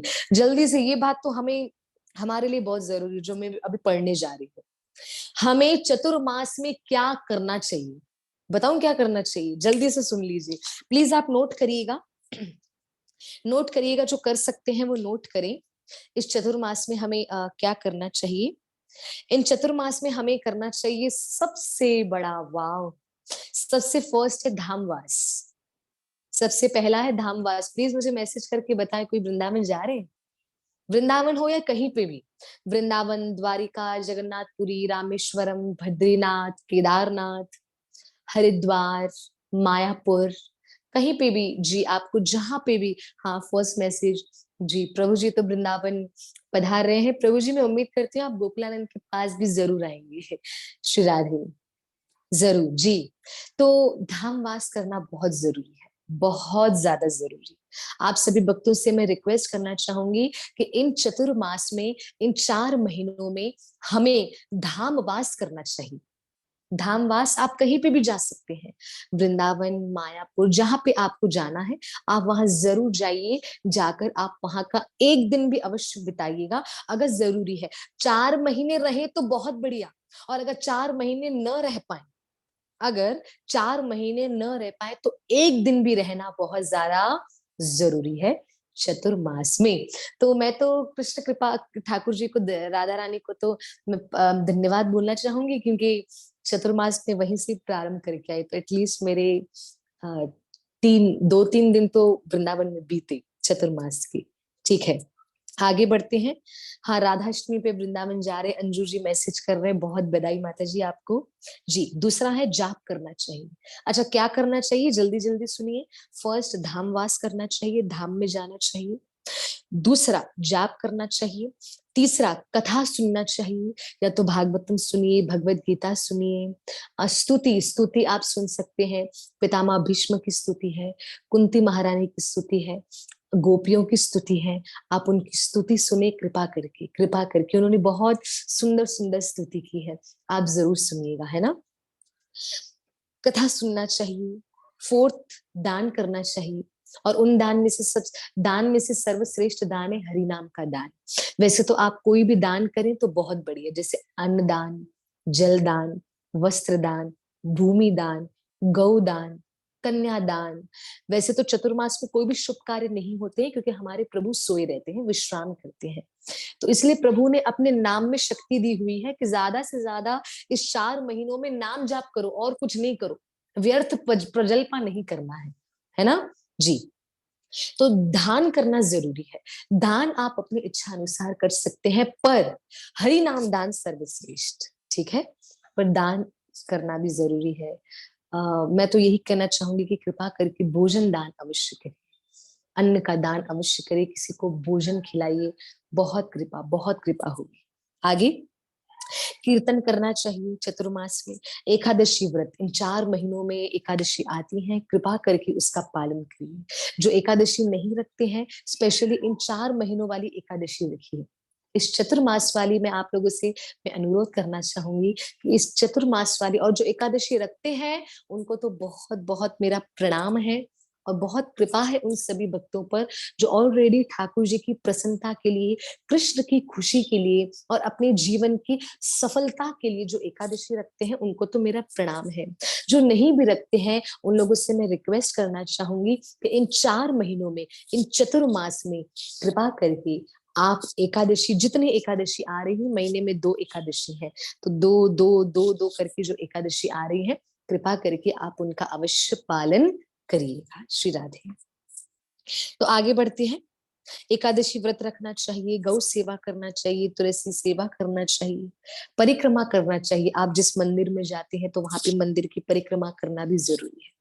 परिक्रमा करना चाहिए, प्रणाम करना चाहिए ठाकुर जी को देखकर। नित्य प्रतिदिन जब आप उठें तो आपका पहला कर्तव्य है ठाकुर जी को प्रणाम करें। प्रणाम करना चाहिए, दीप अर्पण करना चाहिए। इन चतुर्मास में हम कार्तिक महीने में दीप अर्पण करते हैं। जब आप वृंदावन में जाएंगे तो वृंदावन में ब्रजवासियों का नियम है कि 4 के 4 महीने ठाकुर जी को दीप अर्पण करते हैं। तो अगर आप भी 4 के 4 महीने नित्य प्रतिदिन असली घी का दीपक अगर आप ठाकुर जी को अर्पण करें तो बहुत बढ़िया। और अगर नहीं तो कार्तिक मास में तो बहुत बहुत बहुत ज्यादा जरूरी, बिना भूले, है ना, घी का दीपक अर्पण करना जरूरी है। आगे वैष्णव सेवा करना चाहिए चतुर्मास में। वैष्णव सेवा करना चाहिए, ब्रह्मचारी व्रत का पालन करना चाहिए, कम निंद्रा करना चाहिए, क्रोध नहीं करना चाहिए, निंदा नहीं करना चाहिए। बाहर का खाना हमें नहीं, बाहर का भोजन नहीं, जैसा अन्न वैसा मन, है ना। ज्यादा भोजन बाहर का तो ना करें और नवधा भक्ति को फॉलो करें। नवधा भक्ति कौन कौन सी है? श्रवणम कीर्तनम विष्णु सिमरणम पाद सेवनम अर्चनम वंदनम दास्यम साख्यम आत्मनिवेदनम। जी, तुलसी को अर्पण कर सकते हैं। जी बिल्कुल बिल्कुल, आप तुलसी को दीप अर्पण करिए या कृष्ण को दीप अर्पण करिए, बिल्कुल करना चाहिए। तुलसी महारानी की सेवा कर सकते हैं, तुलसी महारानी की परिक्रमा कर सकते हैं, है ना। मंदिर जाके आप ठाकुर जी की कोई ना कोई सेवा कर सकते हैं, है ना। बिल्कुल आपको करना चाहिए, बहुत ज्यादा जरूरी है, बहुत ज्यादा। इससे क्या होता है ना, इससे होगा क्या, 2 चीजें प्लीज याद रखिएगा। ये जो आप इतना कर रहे हैं तो हम मन में प्रश्न आएगा। वैसे तो प्रश्न आना नहीं चाहिए कि ये करने से क्या मिलेगा, आना नहीं चाहिए प्रश्न। अगर फिर भी प्रश्न आता है तो सुन लीजिएगा। ये करने से आपको 2 चीजें का फायदा है। पहला फायदा, श्री कृष्ण खुश हो जाएंगे, और दूसरा फायदा, आपका जीवन सफल हो जाएगा। तो फायदा आपको ही है, फायदा आपको ही है। एक तो आपका जीवन सफल हो रहा है और दूसरा श्री कृष्ण आपसे खुश हो रहे हैं। वाह, कृपा ही कृपा, बहुत कृपा। तो ये चतुर्मास हमारे लिए और आपके लिए इतना ज्यादा जरूरी क्यों है, इसका कारण, इसका रीजन मैंने आपको बता दिया है। क्योंकि इस चतुर्मास में ज्यादा से ज्यादा भजन करना है, भक्ति करनी है, सेवा करना है, वैष्णवों का संग प्राप्त करना है। जितना हो सके भागवतम कृपा करके पढ़िए भागवतम को। कोई ना कोई भागवतम का एक श्लोक पढ़े, एक स्तुति पढ़े, कुछ ना कुछ आपको पढ़ना जरूरी है। और एक नियम बना लीजिए कि रोज राधा कृपा कटाक्ष या रोज गोपी गीत, ये 4 महीने हम गाएंगे। बिल्कुल कोई ना कोई एक नियम, कोई भी एक नियम जो श्री कृष्ण की खुशी के लिए और आपके जीवन के सफल के लिए हो, वो नियम आप जरूर पकड़िएगा। जी, तो मैं उम्मीद करती हूँ आप सभी भक्तों से कि हम सभी भक्तों के जो और आप लोगों को बताना चाहूंगी कि आपके अगर कोई डाउट्स हो तो कृपा करके आप मुझसे पूछ सकते हैं। या चतुर्मास को लेकर आपको कुछ पूछना हो तो जल्दी से मैं उसका उत्तर देने का प्रयास करूंगी। पर जो पॉइंट्स थी मैंने आप लोगों को बताकर आप लोगों को क्लियर कर दिया है कि हमें कैसे कैसे करना है, क्या क्या करना है। जी, और यहाँ पे तो ये भी पॉइंट लिखी हुई है कि हमारे श्री भक्ति विनोद ठाकुर जी महाराज, वो तो राधा कुंड में 4 महीने निवास करते थे। 4 महीने केवल राधा कुंड में, और कुछ, और राधा कुंड में रहकर वो सिर्फ स्ट्रिक्टली भजन किया करते थे। और इतना भजन करते थे, फिर ये 4 महीने मानो एक एनर्जी वो जमा करते थे एनर्जी, और उसके बाद जाके वो प्रचार करते थे, है ना। बहुत बढ़िया। जी, आगे मंदिरों में आप सेवा कर सकते हैं, ब्राह्मण सेवा कर सकते हैं, पवित्र रहना है इन 4 महीनों में, तो कृपा करके आप ये चीजों को ध्यान रखिएगा। आइए मैं जल्दी से क्वेश्चंस ले लेती हूँ आप सभी भक्तों के। जी, सबसे पहले तो आप सभी को हरे कृष्णा, जिन्होंने हरे कृष्णा लिखा है। जी, धन्यवाद। जी, how shall a devotee overcome depression please. अच्छा, बिल्कुल आपका उत्तर देंगे हम। माता जी, आप इस वीडियो को यूट्यूब पे डाल सकती हैं क्या? बिल्कुल, बिल्कुल माता जी, हम डालेंगे। थोड़ी देर के बाद ये पोस्ट हो जाएगा, ये वीडियो आप वहां पे भी आप देख सकते हैं, यूट्यूब पे आ जाएगा। चैनल है श्री श्री राधा गोकुलानंद, प्लीज आप उसको सब्सक्राइब भी कर लें, और उस पे वीडियो आ जाएगा तो आपको पता चल जाएगा। जी, भोलेनाथ की भक्ति कैसे करें ये भी बताया गया है। जी, दीप का फिर से बताएं, ये भी बता रही हूँ। हरे कृष्ण माता जी, how to purify your aura. जी, राधिका जी का बात समझ नहीं आई जी। ओके, जी, ठीक है। सबसे पहले तो मैं बताना चाहूंगी, जिन्होंने डिप्रेशन की बात पूछी है, तो मैं आपको बताना चाहूंगी डिप्रेशन का एक ही सोल्यूशन है, डिवोशन। आई रिपीट, डिप्रेशन का एक ही सोल्यूशन है, डिवोशन। जो भक्ति में है वो कभी डिप्रेशन में जा ही नहीं सकता, मेरी गारंटी है। आपको सच बताऊं, पर्सनली लोग मेरे पास आके मुझसे बात करते हुए मुझसे पूछते हैं, और काफी लोग मेरे कांटेक्ट में आज भी हैं जो स्वयं वो मुझे बताते हैं कि माता जी, हम लोग पहले इतने तकलीफ में थे, वो जब से श्री कृष्ण कथा से जुड़े हैं, जीवन में आनंद ही आया। तो डिप्रेशन का सोल्यूशन इज डिवोशन। अगर आप भक्ति कर रहे हैं, अगर आप भजन कर रहे हैं, तो आप कभी डिप्रेशन में नहीं जा सकते। और अगर डिप्रेशन से अगर आपको बाहर आना है, तो कुछ उपाय मैं आपको बताना चाहूंगी, जिन्होंने ये बात मुझसे पूछी है। अगर ऑलरेडी कोई डिप्रेशन में है, उसको डिप्रेशन से बाहर आना है। अच्छा, डिप्रेशन में इंसान जाता कब है? तब जाता है या तो फर्स्ट थिंग उसको कोई सदमा लगा है, सोचते सोचते डिप्रेशन में चला गया, फर्स्ट थिंग।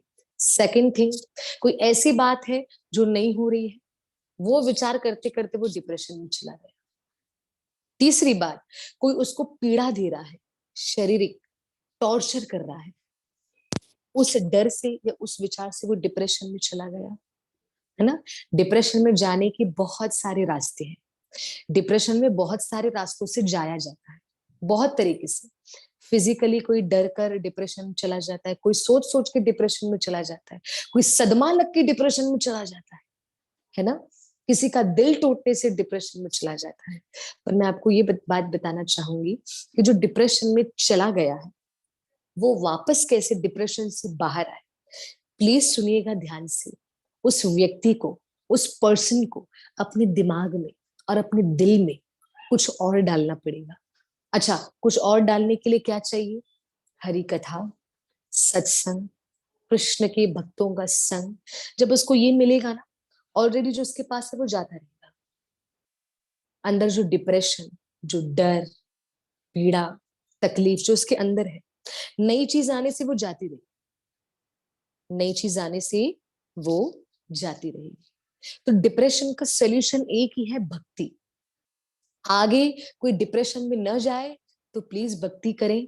और जो डिप्रेशन में है, उनके लिए मैं सोल्यूशन बता रही हूँ, प्लीज आप कथाओं को सुनिए, लेक्चर को सुनिए, भगवान श्री कृष्ण की कथाओं को सुनिए, क्योंकि जब आप सुनेंगे ना, तो यहाँ से प्योरिटी जाएगी। प्लीज आप मुझे देखिए, जिन्होंने ये क्वेश्चन पूछा है, प्लीज आप मुझे देखिएगा मैं कैसे कर रही हूँ। जब जब जब आप कोई कोई पर्सन डिप्रेशन में है, तो उसको तो कथा सुननी चाहिए।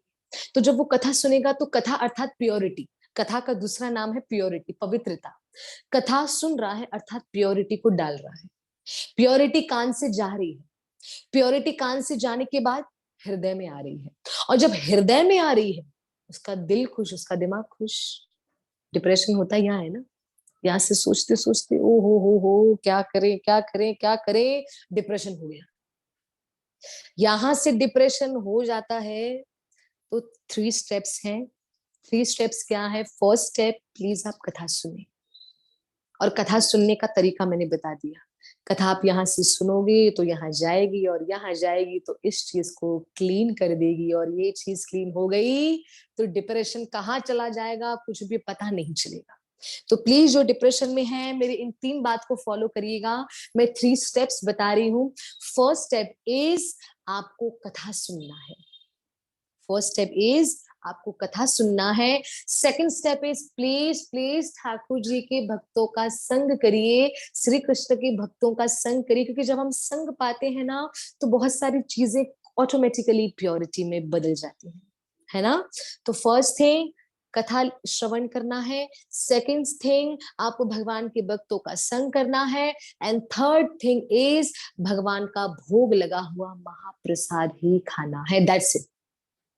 इतना आप करिए, सच बता रही हूँ सब बढ़िया होगा।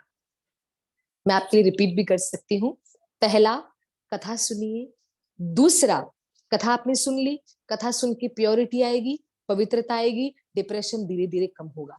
दूसरा, भक्तों का संग करिए, भक्तों के साथ अपना टाइम स्पेंड करिए, जो ऑलरेडी कृष्ण के भक्त हैं उनके साथ टाइम स्पेंड करिए। जब आप उनके साथ टाइम स्पेंड करेंगे ना तो और आपको अच्छा लगेगा। और वो जो डिप्रेशन में जाने का जो आपका टाइम था, जो डिप्रेशन में जाने के लिए जो आप एक रूम में बंद हो जाती थी, वो टाइम तो आपका भक्तों के संग में जा रहा है ना। तो फर्स्ट थिंग आपको कथा सुननी है, दूसरा भक्तों का संग पाना है, तीसरा हमारे प्यारे ठाकुर जी का भोग लगा हुआ महाप्रसाद ही खाना है। वाई? क्योंकि जैसा होगा अन्न वैसा होगा मन। अगर आप जैसा अन्न खा रहे हैं, भोग लगा हुआ महाप्रसाद खा रहे हैं, तो ऑटोमेटिकली प्योरिटी आएगी। प्लीज याद रखिएगा, अगर आपका मन प्योर है तो ये चीज कभी गंदी हो ही नहीं सकती।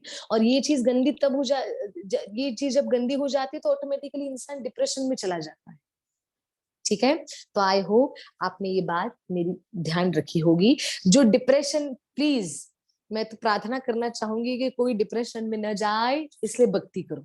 और जो चले गए हैं 3 स्टेप्स आप आगे भी बता दीजिएगा और भक्तों को भी बता दीजिएगा। उम्मीद करती हूँ जिन्होंने ये क्वेश्चन पूछा उनको आंसर मिला होगा। फर्स्ट कथा, सेकंड आपको करना है एसोसिएशन, भक्तों का संग, and third one is Thakur ji का महाप्रसाद।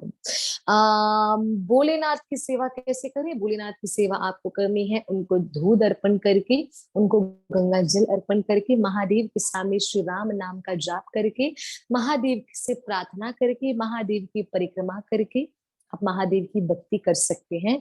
जिन्होंने ये पूछा ना भोलेनाथ जी को खुश कैसे करना है या सेवा कैसे करना है, तो महादेव बड़े भोले हैं, बड़े सरलता से महादेव प्रसन्न हो जाते हैं।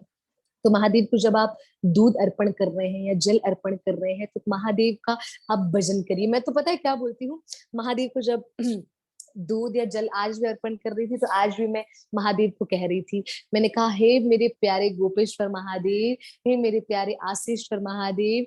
मैं महादेव की वही नाम ले रही थी जो ब्रजमंडल में विराजमान है। तो महादेव भी बड़े खुश हो रहे थे, और मुझे विश्वास है महादेव बहुत खुश है, क्योंकि महादेव हमारे ठाकुर जी के प्यारे हैं। और अंदर की बात बताना चाहूंगी, महादेव का एक नाम है गोकुलेश्वर महादेव। वाह! मैंने कहा हमारे प्यारे हैं गोकुलानंद, आप दर्शन कर सकते हैं, यहाँ पे है हमारे प्यारे गोकुलानंद, और गोकुलानंद के प्यारे गोकुलेश्वर, गोकुलेश्वर महादेव। अच्छा, ये कहाँ विराजमान है? आप जब राधा रमन जी के दर्शन करने जाएंगे ना, तो राधा रमन जी के दर्शन करते हुए जब आप गली के अंदर जाएंगे गोकुलानंद मंदिर की तरफ, तो वहां पे महादेव जी का आप दर्शन कर सकते हैं, गोकुलेश्वर महादेव। ठीक है। तो महादेव को प्रसन्न करने का बड़ा सरल है उपाय। दूध अर्पण करें प्रेम से, जल अर्पण करें महादेव को, हर सोमवार उनके पास जाके उनको प्रणाम करें, उनकी परिक्रमा करें, उनसे प्रार्थना करें, उनसे ठाकुर जी श्री राम नाम का उनके सामने भजन काफी सुना, क्योंकि महादेव को राम नाम से अति प्रेम है। और महादेव को जब आप उनका नाम लेके भी महादेव को खुश करेंगे, महादेव बड़े सरल हो जाएंगे। ठीक है। मैं उम्मीद करती हूँ आपको उसका उत्तर। और महादेव को चावल चावल और शक्कर भी महादेव को अर्पण करना चाहिए, वो भी आप कर सकते हैं। थोड़ा सा शक्कर, थोड़ा सा चावल आप महादेव को अर्पण करें, बेलपत्र, धतूरा, ये सब महादेव को आप अर्पण करें, महादेव से प्रार्थना करें। ठीक है। श्री राधे जी। आगे बढ़ते हुए उत्तर देने का प्रयास करूंगी जी। दंडवत प्रणाम।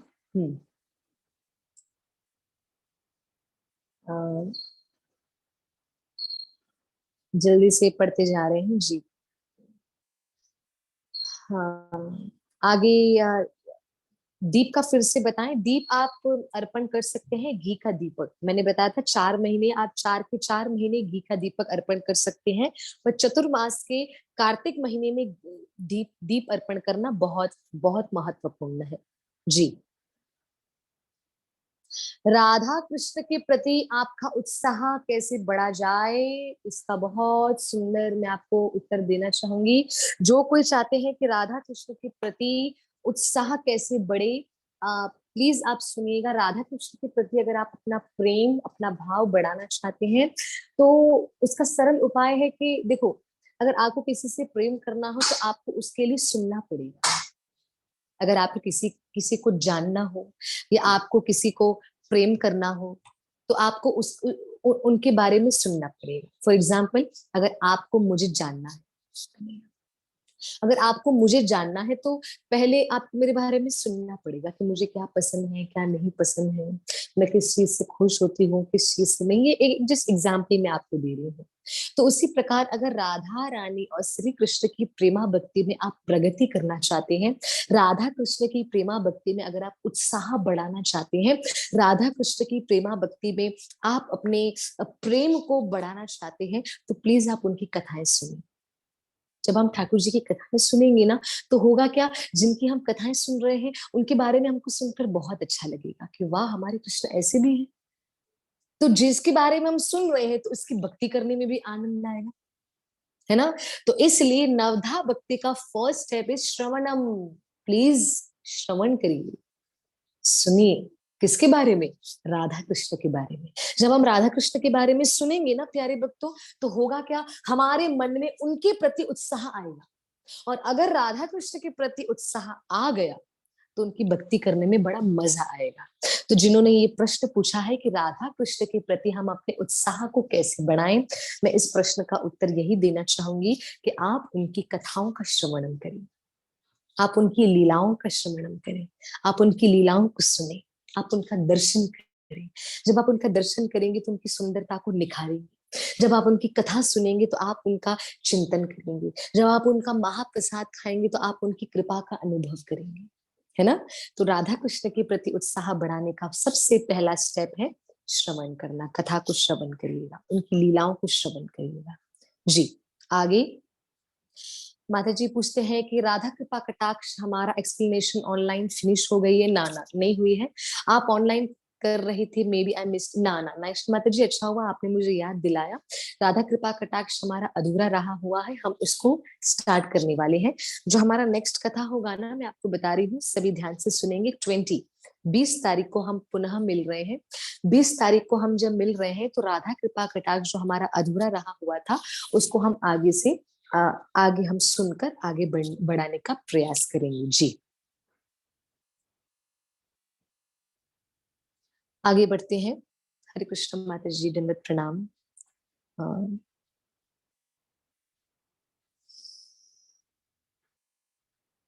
अ,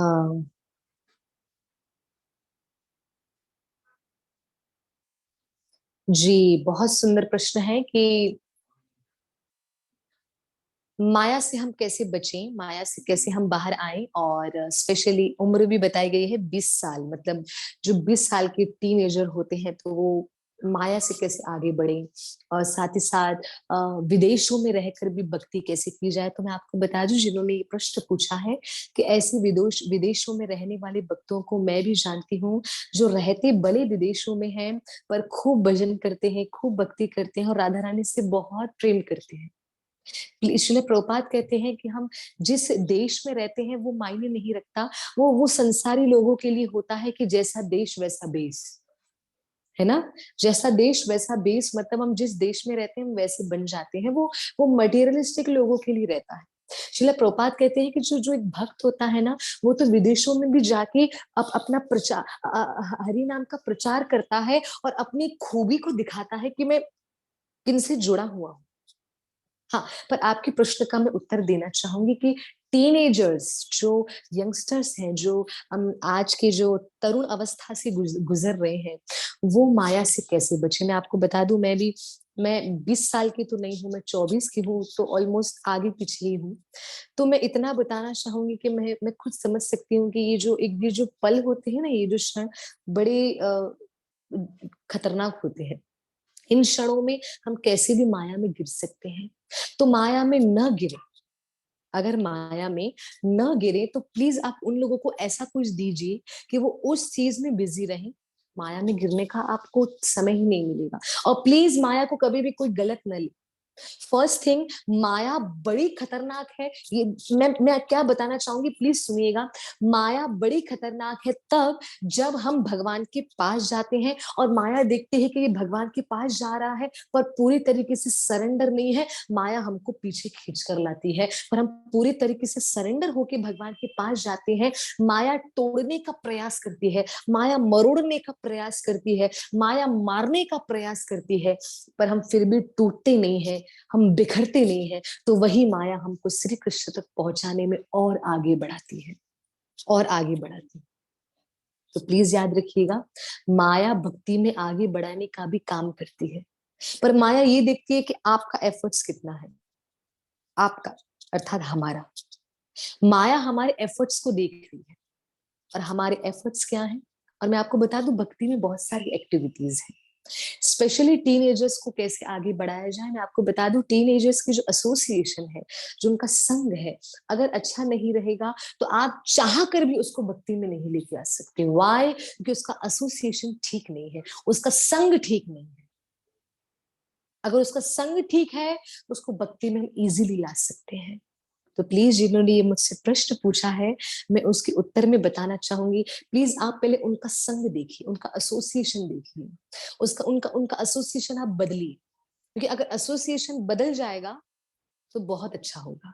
और अगर वो एसोसिएशन नहीं बदल सकते तो उनको बोलो कि वो खुद भक्ति में आगे बढ़े।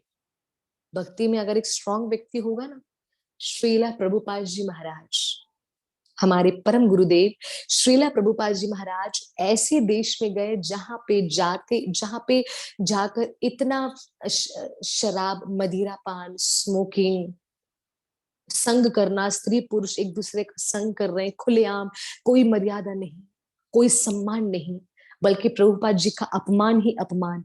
उस देश में भी जाकर श्रीला प्रभुपाद जी महाराज ने प्रचार किया और उन देश के वासियों को वृंदावन में लाकर वास करवा दिया।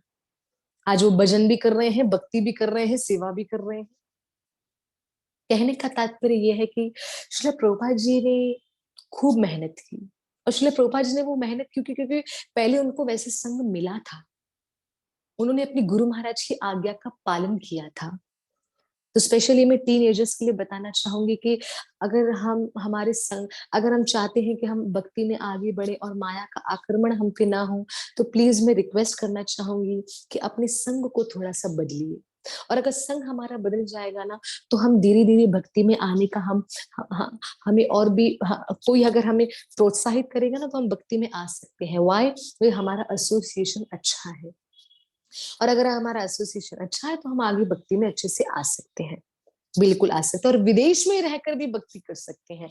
और विदेश में रहकर कैसे भक्ति कर सकते हैं? आप मंगल आरती उठने का प्रयास करिए धीरे धीरे, क्योंकि श्रील प्रभुपाद जी कहते हैं कि जो एकदम स्टार्टिंग से बहुत जल्दी जल्दी कर लेता है ना, समझ जाना वो बहुत जल्दी गिरने वाला है। तो भक्ति को स्टेप बाय स्टेप चलना है, स्टेप बाय स्टेप। और जो विदेशों में रहते हैं, मैं उनको पहले ये बोलना चाहूंगी कि कृपा करके आप तुलसी सेवा करना थोड़ा सा चालू कर दीजिए। और मुझे तो ये भी पता चला है कि विदेशों में तुलसी महारानी ज्यादा नहीं होती है, मतलब वहां का एनवायरमेंट वैसा होता है। तो तुलसी महारानी जितनी भी हो, जैसी भी हो, क्योंकि तुलसी महारानी की माटी भी पूजनीय है, तुलसी महारानी का पत्ता भी पूजनीय है, और तुलसी महारानी की लकड़ी भी पूजनीय है। तो क्योंकि तुलसी महारानी की जब हम भक्ति करेंगे ना, वो कृष्ण की भक्ति ऑटोमेटिकली देने वाली है। तो जो जो विदेशों में रहते हैं या जो इस देश में भी रहते हैं, तो तुलसी महारानी की सेवा करना हमारे लिए बहुत जरूरी है। इसलिए बोलते हैं ना, कृष्ण भक्ति प्रदे देवी सत्यवतई नमो नमः। श्री कृष्ण की भक्ति प्रदे देवी मतलब प्रदान करने वाली, श्री कृष्ण की भक्ति देने वाली तुलसी महारानी। आपके प्रश्न का मैं यही उत्तर में देना चाहूंगी कि विदेशों में रहने वाली पहले तुलसी महारानी की धीरे धीरे सेवा स्टार्ट करें। आपको ऑटोमेटिकली मन करेगा कि श्री कृष्ण का हम सेवा खुद ही करें। और प्लीज भक्तों का संग करिए। थ्रू फिजिकली आप कर सकते हैं संग, या आप फोन के थ्रू भक्तों का संग आप क्षमा करिए, आप फिजिकली भक्तों का संग कर सकते हैं, या आप फोन के थ्रू भक्तों के कांटेक्ट में रह सकते हैं, पर रहना जरूरी है स्पेशली टीनेजर्स के लिए। उनके लिए तो मैं यही बोलूंगी, हमको एसोसिएशन थोड़ा सा ठीक रखना है। एसोसिएशन जैसा रहेगा तो असर भी वैसा पड़ेगा। जी, जल्दी से आगे बढ़ते हैं। आगे बढ़ते हुए जी। हम्म।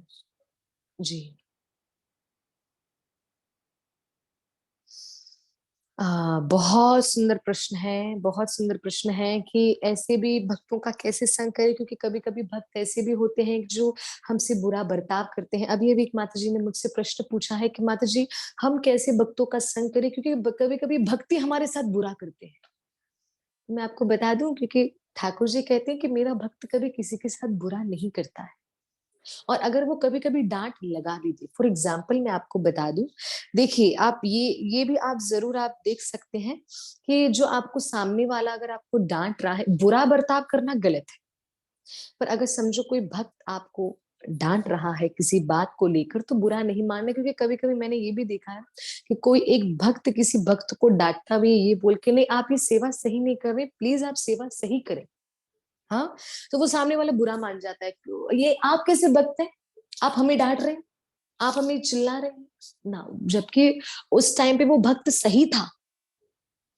ललिता सखी, आपको मैं बता दूं, ललिता सखी राधा रानी की प्रधान सखी है, राधा रानी की सबसे पहली सखी है, और राधा रानी से 16 दिन बड़ी है। श्री कृष्ण की गुरु बताई जाती है, राधा रानी की गुरु बताई जाती है ललिता सखी बताई।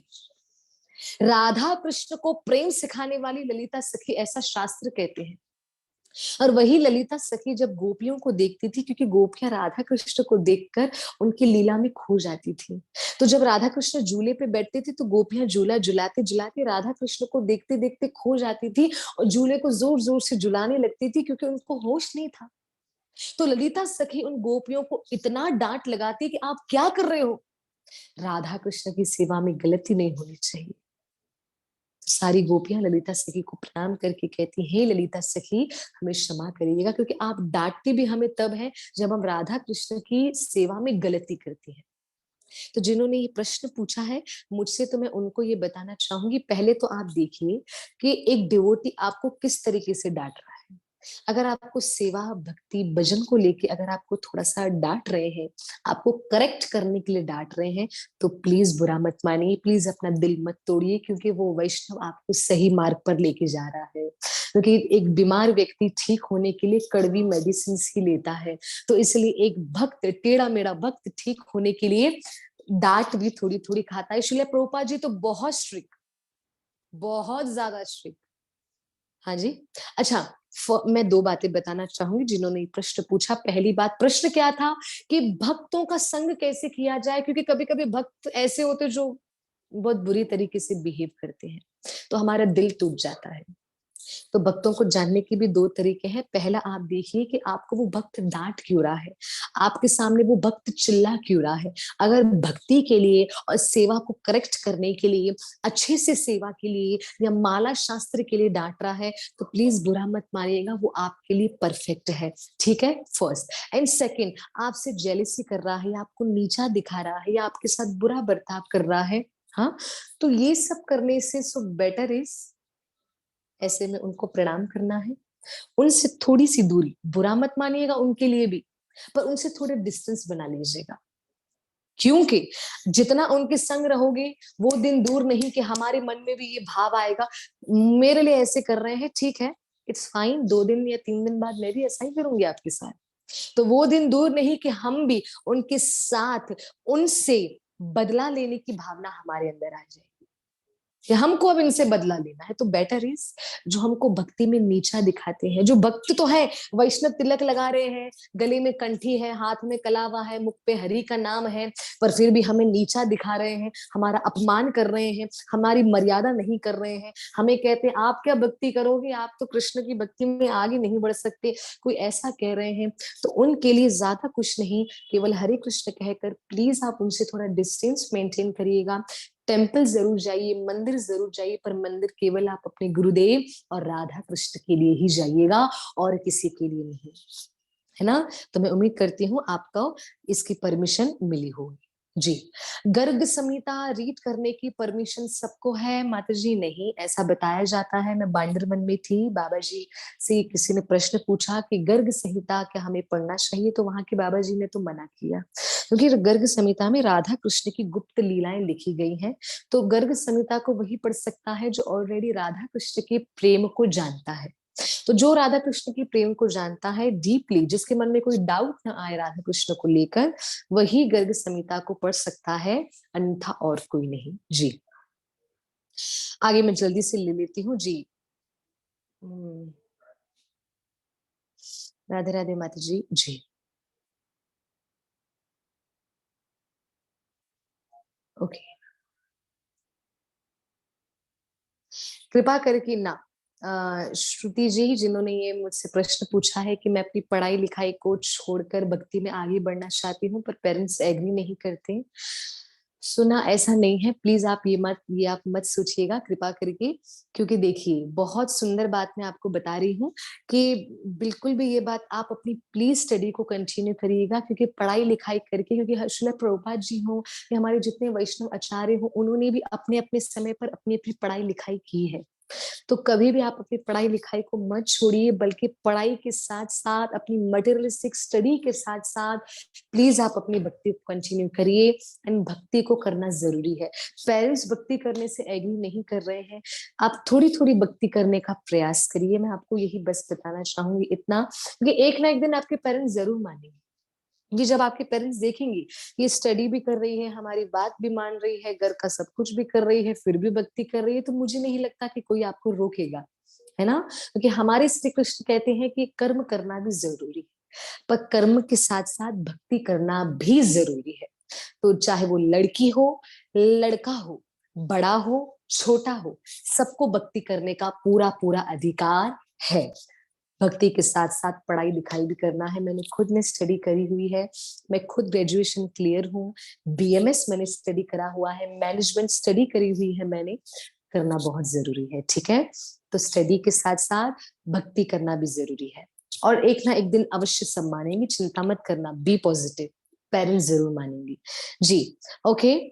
सबके उत्तर मिल चुके होंगे आप सभी को। मैं आज की क्लास को मैं यही खत्म करना चाहती हूँ, विराम करना चाहती हूँ। आज श्री राधा गोखलानंद शायद हमें दर्शन नहीं दे पाएंगे, अभी तक जुड़े नहीं है। हाउ यू स्टे पॉजिटिव माता जी, लास्ट क्वेश्चन का आंसर मैं देना चाहूंगी। श्रुति जी मुझसे पूछ रही हैं कि मैं कैसे पॉजिटिव रहती हूँ। माता जी, मेरे पॉजिटिव रहने का केवल यही एक कारण है, श्री राधा गोखलानंद, दैट्स इट, इतना ही बोलना चाहूंगी।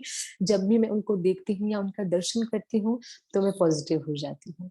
क्योंकि गोखलानंद में एक, मैं आपको बताना चाहूंगी कि जो घर के ठाकुर आप जिनका दर्शन कर रहे हैं, ये ना मूर्त है, ना फोटो है, ना पत्थर है, ना मार्बल है, ना वो बोलते ठाकुर है, वो सच में बातें करते हैं, श्री राधा गोकुलानंद।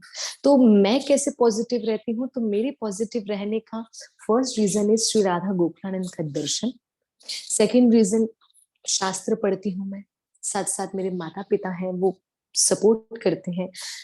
ठीक है, जिनके माता पिता सपोर्ट नहीं भी करते हैं, तो वो कैसे अकेला, वो कैसे पॉजिटिव रहे, वो थोड़ा सा कथा सुने, कथा को थोड़ा सा कथा सुने, थोड़ा सा शास्त्र पढ़े, तो वो पॉजिटिव रह सकता है। तो मेरे पॉजिटिव रहने के दो कारण हैं, first Shri Radha Gokulanand, and second शास्त्र रीडिंग। जी, जी, आप जो ही आप बातें करते रहो, अच्छा लगता है जी, धन्यवाद। महक आहूजा जी, बहुत बहुत धन्यवाद आपके प्रेम के लिए। मैं जाऊं नहीं, मैं बातें करती रहूं। महक आहूजा जी, समय आपका बस चले तो आप सारा दिन मुझे बिठा के रखें, है ना। पर आप लोगों से मैं यहाँ यहाँ पर आज्ञा लेना चाहूंगी, क्षमा करिएगा। मैं पुनः मैं जरूर मिल रही हूँ 20 तारीख को। प्लीज स्टे एक्टिव माता जी, जरूर जरूर जरूर मैं एक्टिव रहूंगी। मैं जरूर नेक्स्ट मैंने कथा के लिए बता दिया है 20 तारीख को। 20 तारीख को हम पुनः मिल रहे हैं। प्लीज आप पॉजिटिव रहिए, भजन करते रहिए, भक्ति करते रहिए और श्री राधा गोकुलानंद के दर्शन करते रहिए। जीवन इसी में ही आनंद है, ठीक है। सब मंगल होगा, सब बढ़िया होगा, ये मेरा विश्वास है। क्योंकि जिनके साथ हरि, आज ही मैंने स्टेटस पे भी रखा हुआ था, डोंट वरी, बैठे हैं हरि, ठाकुर जी हमारे साथ हैं, हमें चिंता करने की जरूरत नहीं है, ठीक है। आप सभी भक्तों का धन्यवाद और चतुर्मास के आप सभी भक्तों को बधाई हो। चतुर्मास प्रारंभ हो चुका है। अपने अपने भाव अनुसार आप कोई ना कोई नियम पकड़ सकते हैं, ठीक है। 20 तारीख को हम पुनः मिल रहे हैं। समय, लिंक सब आपको आ जाएगी। सभी मेरे साथ हाथ उठाकर प्रेम से कहिएगा, हरे कृष्णा कृष्णा कृष्णा हरे हरे, हरे राम राम राम हरे हरे। श्री श्री राधा गोकुलानंद भगवान की जय, श्रीमती राधा रानी की जय, श्री वृंदावन बरसाना मायापुर धाम की जय, गुरुदेव श्रील भक्तिपाद की जय, परम गुरुदेव श्रील प्रभुपाद की जय, अनंत कोटि वैष्णव भक्त वृंद की जय, श्री चतुर्मास की जय, आज के आनंद की जय, निताई गौ प्रेमानंदे, हरि हरि बोल। आप सभी वैष्णव भक्तों का धन्यवाद। हरे कृष्णा, जय श्री राधे, धन्यवाद।